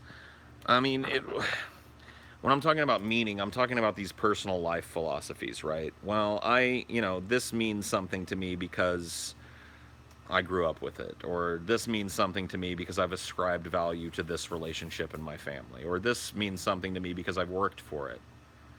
All of those things only exist in the mind of the person who ascribes meaning to those things. They're not tangible, they're not measurable, and they're certainly not measurable across populations. What people ascribe meaning to is a personal decision, which is fine. I don't have a problem with people seeking meaning in their lives and ascribing meaning to things in their lives to a point, but keep in mind that that rabbit hole is the one that religion lies at the bottom of, so there is a problem with this idea that, oh, well, this is what life means because I've decided it's so. If you're willing to admit to yourself that this is what life means because this is how I want to live my life, this is what I want to focus my energy on, then more power to you. But if you're saying this is what life means objectively, or this is what life means, or this is what other people should be striving for, or this is some meaning that can be applicable outside of my own mind, then I disagree. And that type of gray kind of relativism just works its way all throughout anything that you ascribe meaning to, whether it be laws and societal norms. All of those things are only meaningful because we've decided to make them meaningful. There's no rule book for being a human being. There's no guidebook. And there's no absolute perfect moral state that human beings have ever existed in or will ever exist in. That's a religious thought. That's once again the religion rabbit hole that you're falling down. If you're going to try and tell me that there's some, my mind has changed on this over the years. I went looking for an answer to this emptiness, right? This kind of big question mark of like, well, what does science have to say about this? And what I found was empathy, right? This ability for human beings to see themselves in the shoes of another and to feel sorrow and regret for that person, almost vicariously. That's empathy. And other animals display this empathy. And it is, in fact, empathy in which is rooted a lot of the most codified laws that we all follow. Do not steal, do not kill, do not rape. All of these things are rooted at their fundamental base in the golden rule of empathy, right? Do unto others that which you would have others do unto you. But even that is wildly variable between individuals, and that was really the flaw in my thinking back then, and thinking that, checkmate, empathy.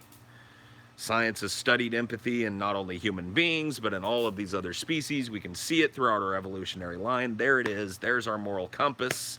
But the problem is that people don't empathize the same.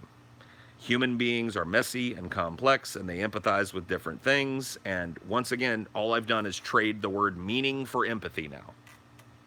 I've traded the term objective truth for the word empathy now, and I've basically gained nothing in my argument. How one person empathizes to another is subjective to that person.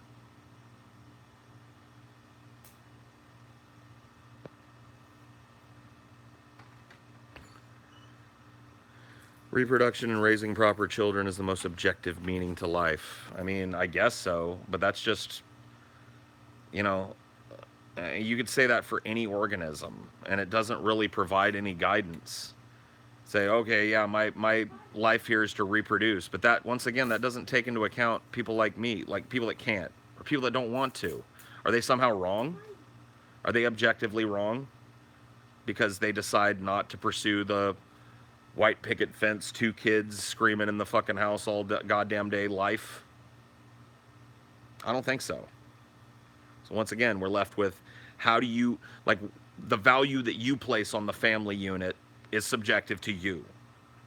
And you're trying to apply it as a broad, like, well, this is the best we can do is raising a, no. Bullshit. You're assuming a myopic perspective. You're assuming that your perspective is the best perspective and therefore the most logical answer to this riddle that we're talking about here. And it just isn't. It's no different from my empathy argument that I tried to put forward. So is your argument that the meaning of life is empathy towards fellow humans? Absolutely not. My argument is there's no such thing as meaning, period.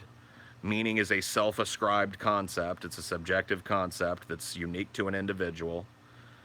That there is no meaning of life. That life is what it seems to be at its basest core. It's a meat grinder.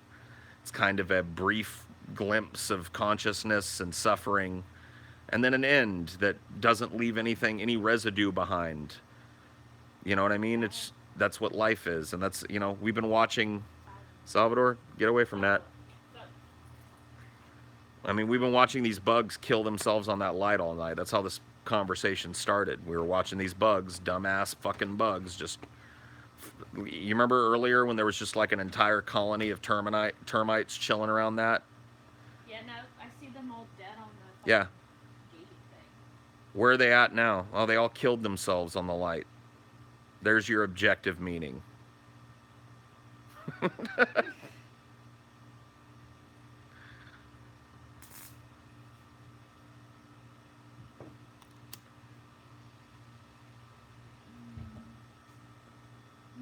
so many dead ones on there. It's crazy. It's awesome. Now these zaps that we're hearing are just the mosquitoes that have come out after the big termite swarm started at dusk. I don't know if that's, yeah, it's still good. In my mind, and I'm not saying everyone else should make this their life goal, but people should try to create as much art as they can. People that want to make art should try and make art. And people that don't want to make art should appreciate art. We need that balance. We can't have a world where everyone's the artist and no one is the appreciator of the art. But once again, art is just one of those temporary things that doesn't convey any meaning in the long run. It's all, you know, subjective as to what its worth is. You know, that's why we've got these experts that all get together and try and decide, like, how much is a Da Vinci painting really worth? And the number that comes out of that is bullshit, because it's impossible to ascribe value to something like that. Each person that sees a Da Vinci masterwork is going to take something different away from it, something subjective. Is this a masterpiece? That's a total masterpiece. Right. A masterpiece of nightmares. What? Nightmares. Nightmares. Dude, if that jumped into my bed at night, I would die of. I mean, it's the eyes, dude. That's what kills me with anime shit. It's the big googly eyes. Wasn't even trying to make it anime. I mean, it's anime as fuck. Sorry. Don't be sorry. I'm just saying. I don't think I'm a sociopath, anything like that, but I know I have an inner wild man. Thag will kill if in way, but I know I can't let it out. Oh shit, your inner wild man, huh? Yeah, I don't really have one of those, I don't think. I mean, I probably do, but it's buried. What good is love when you have no one to share it with? Not any good at all. Can you explain your double-ended lady? What's a double-ended lady? I have no idea. Look it up. Okay. Find out what this meme is that I've just had a meme perpetrated on me that I don't understand. Life is boring and I don't know what I want. Join the fucking club, bro. Thanks for the 199, but yeah. No, dude, I'm not here to tell you what you want. All I'm getting is like porn. Well, what kind of porn? Two double-ended blacks penetrate boss-ass female ends. Double-ended dildo videos. Okay, so it's like so it's double so it's like the double. Was it a typo? No, I don't think so. It's a double-headed dildo. What are my thoughts? I mean, I don't know. Glad they're out there.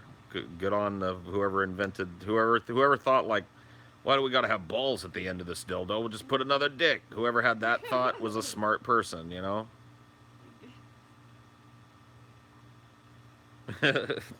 Ashley, what's your opinion on Paul's opinions? Ooh, Ooh. ooh, what's your opinion on my opinions? And then I'll give you my opinion on your opinion of my opinions. I feel like your opinions are sometimes wrong. Yeah. Well, yeah. I mean, everybody's are. Which opinions of mine do you think are wrong? Oh gosh. What was the last thing? I know I disagreed with you on something recently. Was it there was a Sharpie thing? A Sharpie thing. Oh yeah, we had a fucking. Well, whatever. I mean, that was just a disagreement. Yeah. Well, I mean, yeah, it was your opinion and my opinion on how things would work, and I disagreed. Yeah, I guess that's true. I know there's been other things. I mean, yeah, you and I we've fought a bunch. We've disagreed a bunch. We certainly don't agree with everything that the other person says. Yeah.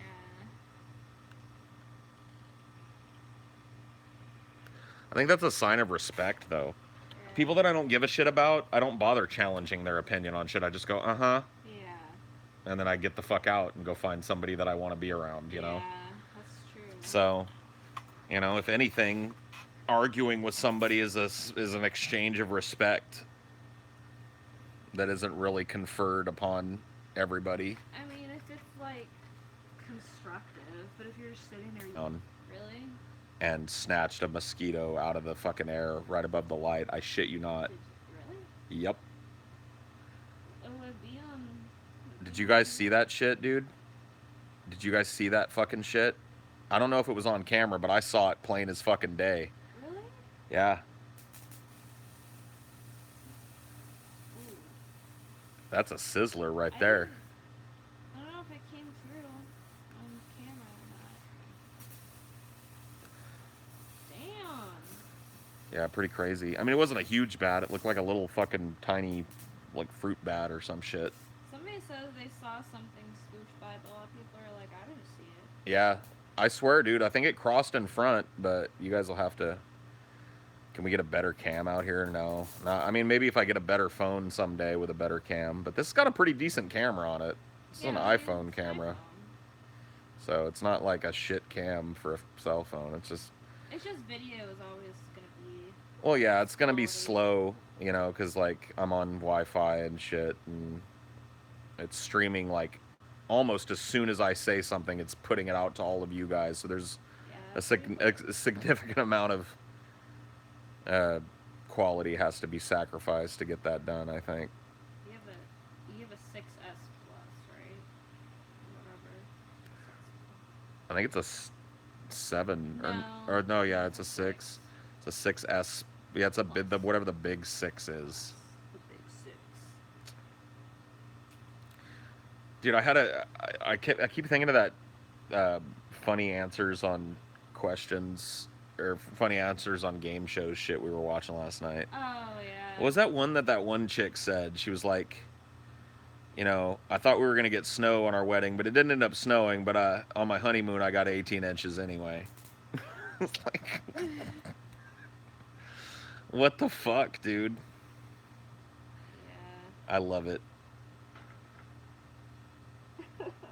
Name a yellow fruit. Orange, yeah. Yeah. It's like, what is happening, man? People are just so fucking nervous, I think. What time do people usually wake up? Yeah. Morning. Yeah. That's funny. Funny.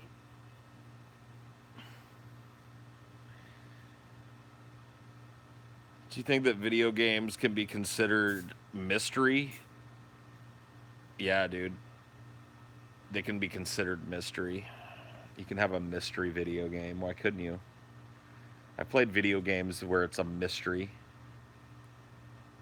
that you're trying to figure out.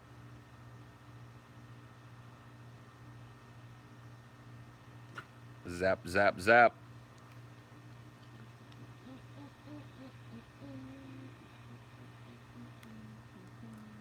Video games help me learn to read, specifically Oblivion. Cool. Yeah. I learned to read really early. That's one of the little bragging rights I have as a kid is I learned to read before most kids were even talking. Jeez. My parents like read to me religiously and I loved it as a kid and I ate it up and it was just a natural progression to me wanting to be able to talk so that I could learn to read the books myself. My little niece is like that. AA. Mm-hmm. She's the same way I was when I was her age, just a voracious little consumer of information. Yeah.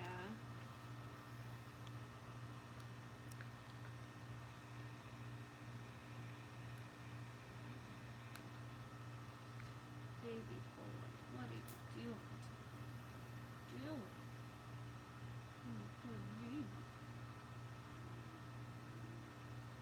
Baby. I was reading at a sixth grade level in kindergarten. Yeah, I was.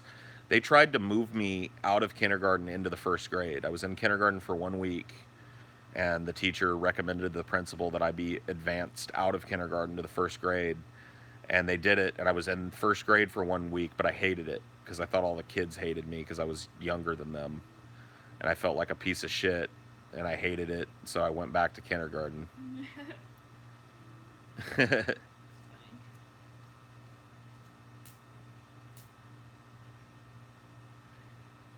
I took my first steps and spoke my first words on the same day, my first birthday. That's pretty crazy. So you're 1 year old, you get up, you start walking, you're like, Mama, damn, dude, I'm in it. I'm a man now. It's been a year, bitch. It's that time.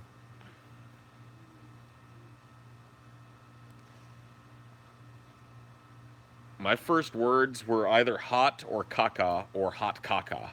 Well, my first sentence was hot caca, and my first words were hot and caca. And I picked them up very early when I was just like a little tiny fucking still almost newborn type of kid, My bro. right on the cusp of toddlerhood. My grandma was a smoker on my mom's side. I think my bro's almost 3, Yeah.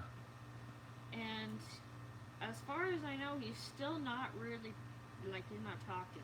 See, like I've been around that kid. He's just one of those late bloomers, dude. Like But some kids are like he's that. so smart, but he's like he just doesn't want to talk. Yeah, I mean, he might have some kind of language deficiency or some shit. I don't know how old is it weird for a kid? Is he really almost going on 3 now? Yeah, I mean, if he's not saying anything, I think he might be saying like, well, he says "mama," I guess, and "sissy." He's kind of learning like how to like. so Yeah, he's learning probably how to just parrot. then he's just a late bloomer. He's just a kid that I like think he's just too stubborn to talk. yeah. I mean, he's like He's there's like, I can tell you what I want by pointing. Why should I speak words? some people are saying could be autistic. I mean, maybe, but I mean, like, let's not fucking judge a book. I mean, I guess that is typified in it children that can are be, autistic. yeah. It's not like that hasn't passed my mind. But he doesn't really act like an autistic Yeah, kid. he doesn't. I mean, like he not to say that there are varying levels of autism, obviously, but he doesn't have any of the other things that I would Yeah. typify for. He's very social. Mhm. He doesn't mind being touched and picked up. You know what I mean? At Yeah. least by people that he knows. Yeah. He likes animals. I mean, I guess autistic people like animals, but whatever. I mean, he just doesn't. I don't think it doesn't feel like there's any cognitive impairment going No. on. He No. just, I don't know. I feel like he's just like a little late bloomer. If he was going on 3 and hadn't said a goddamn thing, that'd be one thing. But if Yeah. he's I mean, picking I up really little, asked in the past couple months how he's doing on it, but like when I've been on the phone, like my mommy would try to get him to like say "sissy" and stuff, and he kind of does say it. It sounds like "titsy" or something almost. yeah. My mom has a an audio tape somewhere stashed away of me. I'm not even quite 1 year old yet. I'm 11 months old, and I'm singing "Jesus Loves Me," and I know all the words to it. Wow. Jesus loves me, this I know, for the Bible tells me so. Little ones to him belong. They are weak, he is strong. Yes, I Jesus really loves wonder me. how true that is, though, that you were 11 months. Because you, like, My yeah, over time. my mom. Well, I'm telling you, I don't get that. Like, you can ask her. She kept records. Like, she's got pictures of me at every I stage think in my maybe life. maybe you just might be remembering her saying it earlier than Oh, it actually maybe. was. No, she told me it was before I was a year old. I Wow. wouldn't. Yeah, that one's not just Paul trying to remember. I can't remember anything from back then. I've just heard the video. I've seen the tape. Oh, I'm I've saying, heard it. what if you remember It her says it. saying it differently? It's not even remembering her saying it. It's labeled on the tape. It Oh, says PJ 11 months old. I have to see this to believe You just call my mom. it. She'll confirm it. I was a yacker, dude. I don't know, man. I don't know. I was a yacker. I was born talking, dude.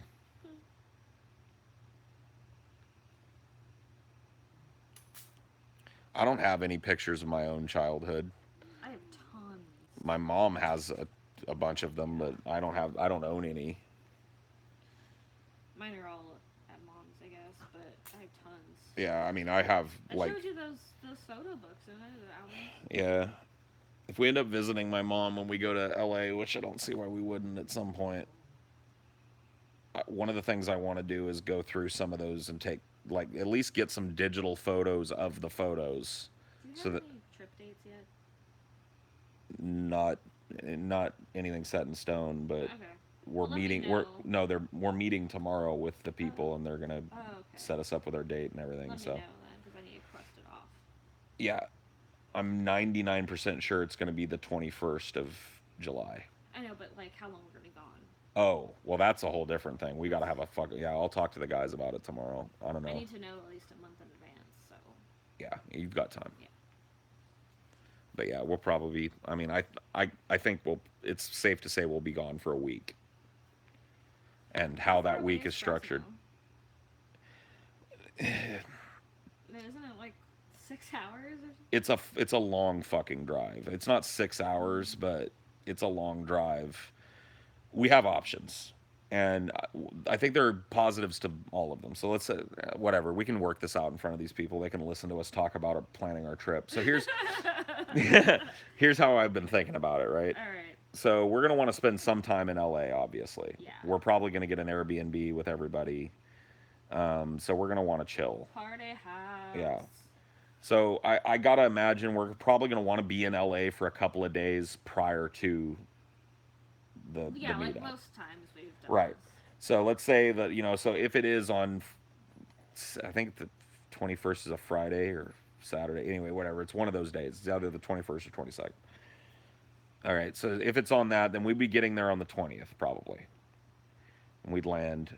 We'd get to our Airbnb. We'd go do Maybe a the couple of. 19th. We'd go chill or whatever. Go do some sightseeing in LA and run around and chill and do whatever we want. We do the meetup, then and then probably a day after. So that's 4 days right there out of the week Yeah. gone. Yeah. So, like, I was actually thinking we might take a little longer than a week, like maybe even a week and a half, because we could get a pretty cheap plane ticket from, like, there's a nonstop from LA to Fresno that's like, Yeah. it's literally like 25 minutes in the air. It's retardedly short. It's a Yeah. puddle jumper flight. Yeah. So we could get that relatively cheap if we book it early enough. And we could go visit my mom for a couple of days. But then we'd probably want to just fly back home Yeah. From there. because we've already spent the plane ticket money and shit. But if we rented a car in LA, Yeah. we could drive down towards Central California, see my mom for a couple of days. I mean, it's like a 4.5 hour drive out of LA, depending on how deep in LA we are. I mean, it might be a little longer, but whatever. It's not 6, unless it's just a horrible day. Yeah. But whatever. It's just one day that we spend driving. But then from my mom's joint, we can go to Pismo. That's a 2-hour drive from my mom's house, and it's in one of the cool. It's just an easy fucking drive. Yeah. And then we can fly out of whatever airport is nearest to Pismo Hmm. and turn in our rental car at the airport there. I mean, we'd have to do it pretty cheap. We're not gonna be staying at the fucking Yeah. anywhere nice. But it's like, we get a fucking motel. I know there's a Motel 6 right outside of San Luis Obispo. Mhm. It's like 1.5 minute drive from the beach, but it's not on the beach, so it's cheap. Yeah. It's $45 a night or something. They're pet friendly because I've stayed there before with pets, so we could take Dinor even if we wanted. I mean, we're probably We're gonna end up. taking Dinor to LA. I mean, dude, there's a total possibility. He's a I pretty mean, good traveler. yeah. I mean, we could. I'm just thinking about options, dude. Dude, bring Dinor to the meetup. Oh, he would. Oh God, that would be weird. I don't know if we could bring him to the meetup. And maybe we could like bust him out and let people meet him outside and shit. He'd love that. Oh man. But I don't want to try and have them have a dog in there, especially not him. He'd probably immediately just take a dump right in the middle of the room, even after we walked him for an hour on the grass and he just didn't Yeah. seem interested. He'd walk right into the place and take a shit on the floor. There's also other options too. There's an Amtrak line that runs the Central Valley, so we could get a train ticket. It'd probably be around the same amount of time on the road, 5 hours, maybe encroaching on 6, but we'd be in a train. And then, that would once again be just a single destination thing, probably, where we would go to LA, do the meetup shit, and then go chill with my mom for 2 or 3 days and then come home. Yeah. But there are options. We just got to think about these options. It all depends on how long we can like afford to stay over there, I guess, and do all of Well, we're going to pre record shows, so there's not going to be like a gap in content while we're gone. that. That's part of it. Like, we're going to pre record stuff for all the channels. Um, it's just going to be a nose to the grindstone week. We're just going to have to do a DFF every day of the week for a week, basically. But we'll pre record public shows and patron stuff. Since it's towards the end of the month, we'll probably have to have all of our Patreon perks out by the time we leave. So we'll get that done early in the month so that that's off our plate. And then it's just about filling the gap in content when we're gone. So it'll be anywhere from 2 to 4 shows probably that we'll have to pre record. Which means, like I said, it'll be a week of a DFF every day, except no audience. Yeah. Your But, voice is so deep right now. huh? Your voice is so like deep and like. Gravelly. Yeah. Sorry. It just happens.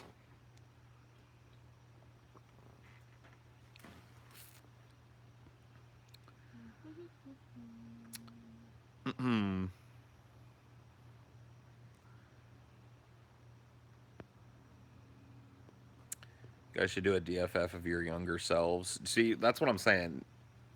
When we visit LA, we end up at my mom's house, which I don't see why we wouldn't. I want to go through pictures with you, and we're just gonna take pictures because like I want to have some shit to use for memes. Because I'm telling you, dude, if you guys think that like white guilt Paul is a meme, you haven't seen enough of like young Paul. Like, I was a nightmare from almost You the were very start. I was cute till I was about 5. And Your then, little cowboy outfit. oh my Though. god, dude. Aw, Oh, it's so cute. there are so many pictures that are just so insanely fucking. I mean, I a smarter man than me would keep them to himself because he realizes the humiliation that will come when he releases them. But I can't deny the people these pictures, and I can't do anything to change the past. It's not like I can go back in Yeah. time and not be a cringe lord. It's just It's really part of human being out honest, there. huh? It's really human. It's not so, like to the point where I'm super uncomfortable. Yeah. You're in a coat. That's probably part of Yeah. your problem. Might not want to take it off. Just unzip it. Whoa. Voom. Paul, should I see the Smashing Pumpkins reunion tour or go to the DFF meetup? I don't know, dude. I mean, it depends on your priorities. I say, fuck the Smashing Pumpkins. They had their first shot. Fuck their reunion. Come see DFF. We might be the next Bagel. Smashing Pumpkins, dude, and this will be our first show. Think about it, dude. On the off remote chance that Deep Fat Fried becomes some international phenomenon and we all become super mega rich stars, you will have been at the first meetup, dude. That's like being at Nirvana's first concert. What? What? Waffle House. Right now? I don't want to do Waffle House right now. I can't. I can't hang. Okay. I mean, if you want to go and grab some stuff from there, I ain't gonna stop you. No. I just don't want. I don't want. I don't feel like going nowhere. I tried to get you to bring me Chipotle today, and that turned into Chinese food, which turned into nothing. I totally. Oh my god! I totally forgot. Yeah. I asked you this morning. I was like, "Hey, when you on your way home, can you cruise into a Chipotle and snag me a burrito?" And you were like, "Yeah." And then you called me when you got off, and you were like, yeah, if "I don't want to. I want to go to that Chinese place." And I was like, "All right, well, I guess that's fine. Just get me something every good." morning I told you, yeah, if I remember. That is literally what I said. That's Dude. true. That's true. You did say I that. said, yeah, if I remember. I just thought And you then, did. like, I thought you were no. calling me to tell me, "Hey, I'm not going to Chipotle. I'm going to this Chinese joint." No. And I was like, "All right, well, that's not what I want, but that's cool. I'll take Chinese." No, I And then the totally Chinese forgot. turned into nothing. It's closed. I know, I literally forgot. Oh, woe is me. Oh, I feel so bad. No, don't feel bad, dude. No, I do. I'm a grown man. I can get food for myself. It's not like there's not shit to eat in this house. I just wanted Chipotle. I totally. And I'm forgot. sulking about it now. Oh man. I'm sulking about the Chipotle. I'm so sorry. Dude, quit apologizing. I'm sorry. I'm a fat I piece of forgot. shit. I had a shitty day. No, I was know. thinking about, You actually, like, yeah. comfort food, and the Chinese food sounded really good. Yeah. Yeah, well, that works for me. I'm sorry. You are forgiven. Whoa, that's a big ass moth. Damn. Did you see that shit? Yeah. What the fuck was that? Oh no. Paul gets emotionally abusive without Chipotle. Yeah, dude. That wasn't the bat. That was just a big ass fucking moth. I don't know what kind of moth, but time to dial up Pizza Bro. I think it might be too late for Pizza Bro. Pizza Bro, Pizza Bro. Just felt like a burrito, dude. I wanted a sofritas burrito today. No meat.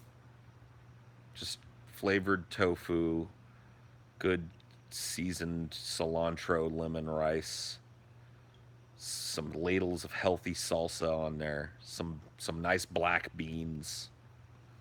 Man, I would eat the ass out of a dead rhinoceros if there was a fucking Chipotle burrito of those specifications in its innards. Cilantro is abominable, really?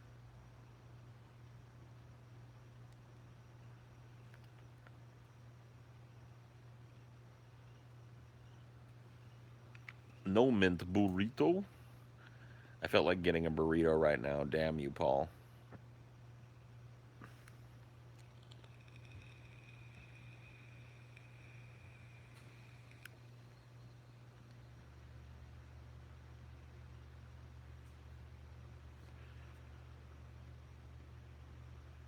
Cilantro tastes like soap to some people. Oh, that's a shame. Those people, oh man, that must suck for them. I want a breakfast burrito now. Eggs, bacon, onions. Oh yeah, dude. Sold. Try a good Mexican place for a good burrito. Sometimes you can find shit. Well, dude, look, I'm not saying Chipotle is the pinnacle of Mexican food. I like it because it's always consistently good. When you go to a Mexican place, Sometimes you get a good burrito, and sometimes you get a shitty, soggy mess that isn't really what you wanted. But at Chipotle, when I go in there, I get the same burrito every fucking time, and it's good. The ingredients are fresh. Like if you think Chipotle's like other fast food like they make all their shit there. They make all their salsa fresh and shit. So it's a little step above like McDonald's mystery meat patties and shit. It's fresh chicken breast that's grilled right there in front of you. Fresh salsa made by hand. All the fucking vegetables are cut up by hand. All the rice is made there. It's just, I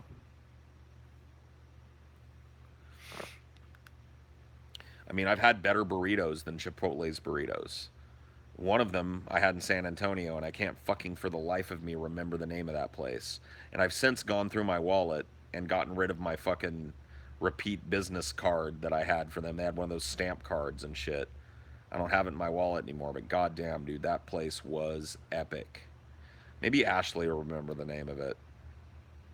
Holy fuck, man. It was a burrito joint. It was actually really a whole lot like Chipotle. It was very similar. They had all the ingredients for the burrito in front of you there. Um, but they made all their tortillas there by hand, number one, which is different from Chipotle. They use pre made packaged tortillas. All of the tortillas at this burrito joint were handmade tortillas that were made there in house. And it was just a step above. Like they had way more ingredients, way more choices, way different kinds of meat. All of the different meats for the burrito, like the barbacoa and the chicken, all tasted just a little better than Chipotle's. Just a little more spicy and vibrant and shit. I mean, that I can't. Man, I wish Ashley was still here.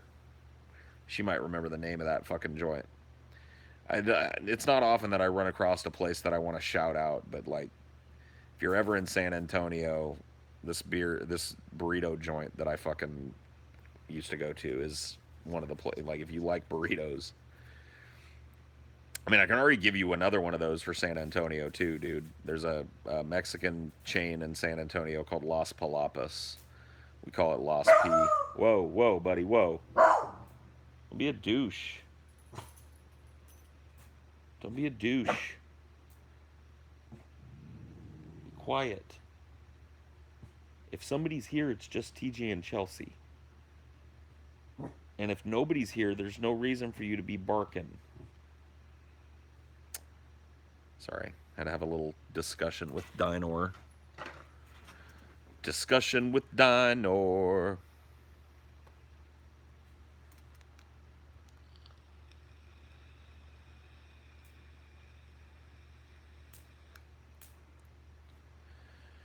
I wish I had more local food shops. The only local pizza shop I have near me sucks ass. That sucks, man. Yeah, you're just in a smaller place with not a lot of options, probably. Fucking, I've been there. Been there. Whoa. What happened? I don't know. Do we have like turkey bacon? Yeah. We could make breakfast burritos. Good.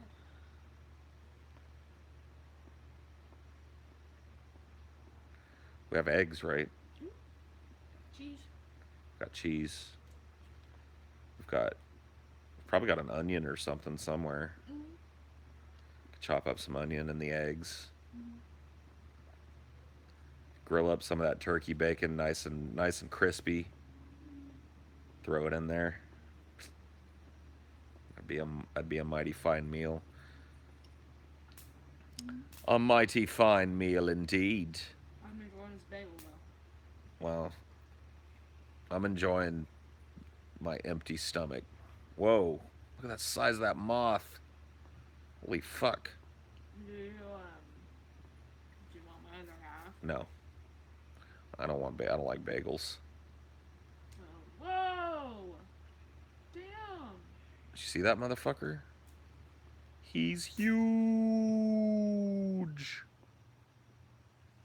I don't think he's going through. That's not what I saw earlier, dude. What I saw earlier was bigger than him. But he's a big moth. I don't know what kind of moth that is. But luckily, he's too big to get in there.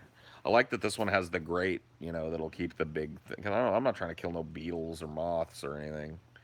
That's what these little termites and mosquitoes out of here. Mm. And man, is it doing a fine job of that. Oh yeah. Whoa, look at that. Look at that fucker go. He's a big guy. You don't want in there, dude. You're a big resplendent moth. Go do something else. You can't fit through the grate.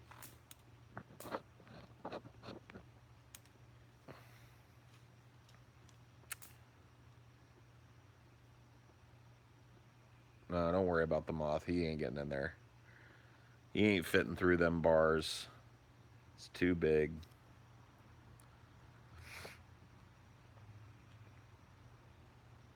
He wants the light. Yep, they all want the light. That's their weakness. It's a bug genocide in there, man. So that entire thing is just littered with the corpses of termites and mosquitoes. It's awesome. It's like every fucking animal I don't want near my house. If cockroaches were caught by this fucking thing, it'd be solid gold. I'd get 6 of them and just hang them everywhere in the fucking house. Yeah.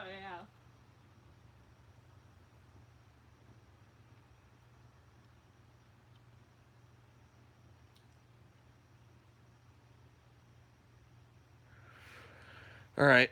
Well, I'm going to go ahead and end this. Thank you guys for chilling. See you next time. Bye.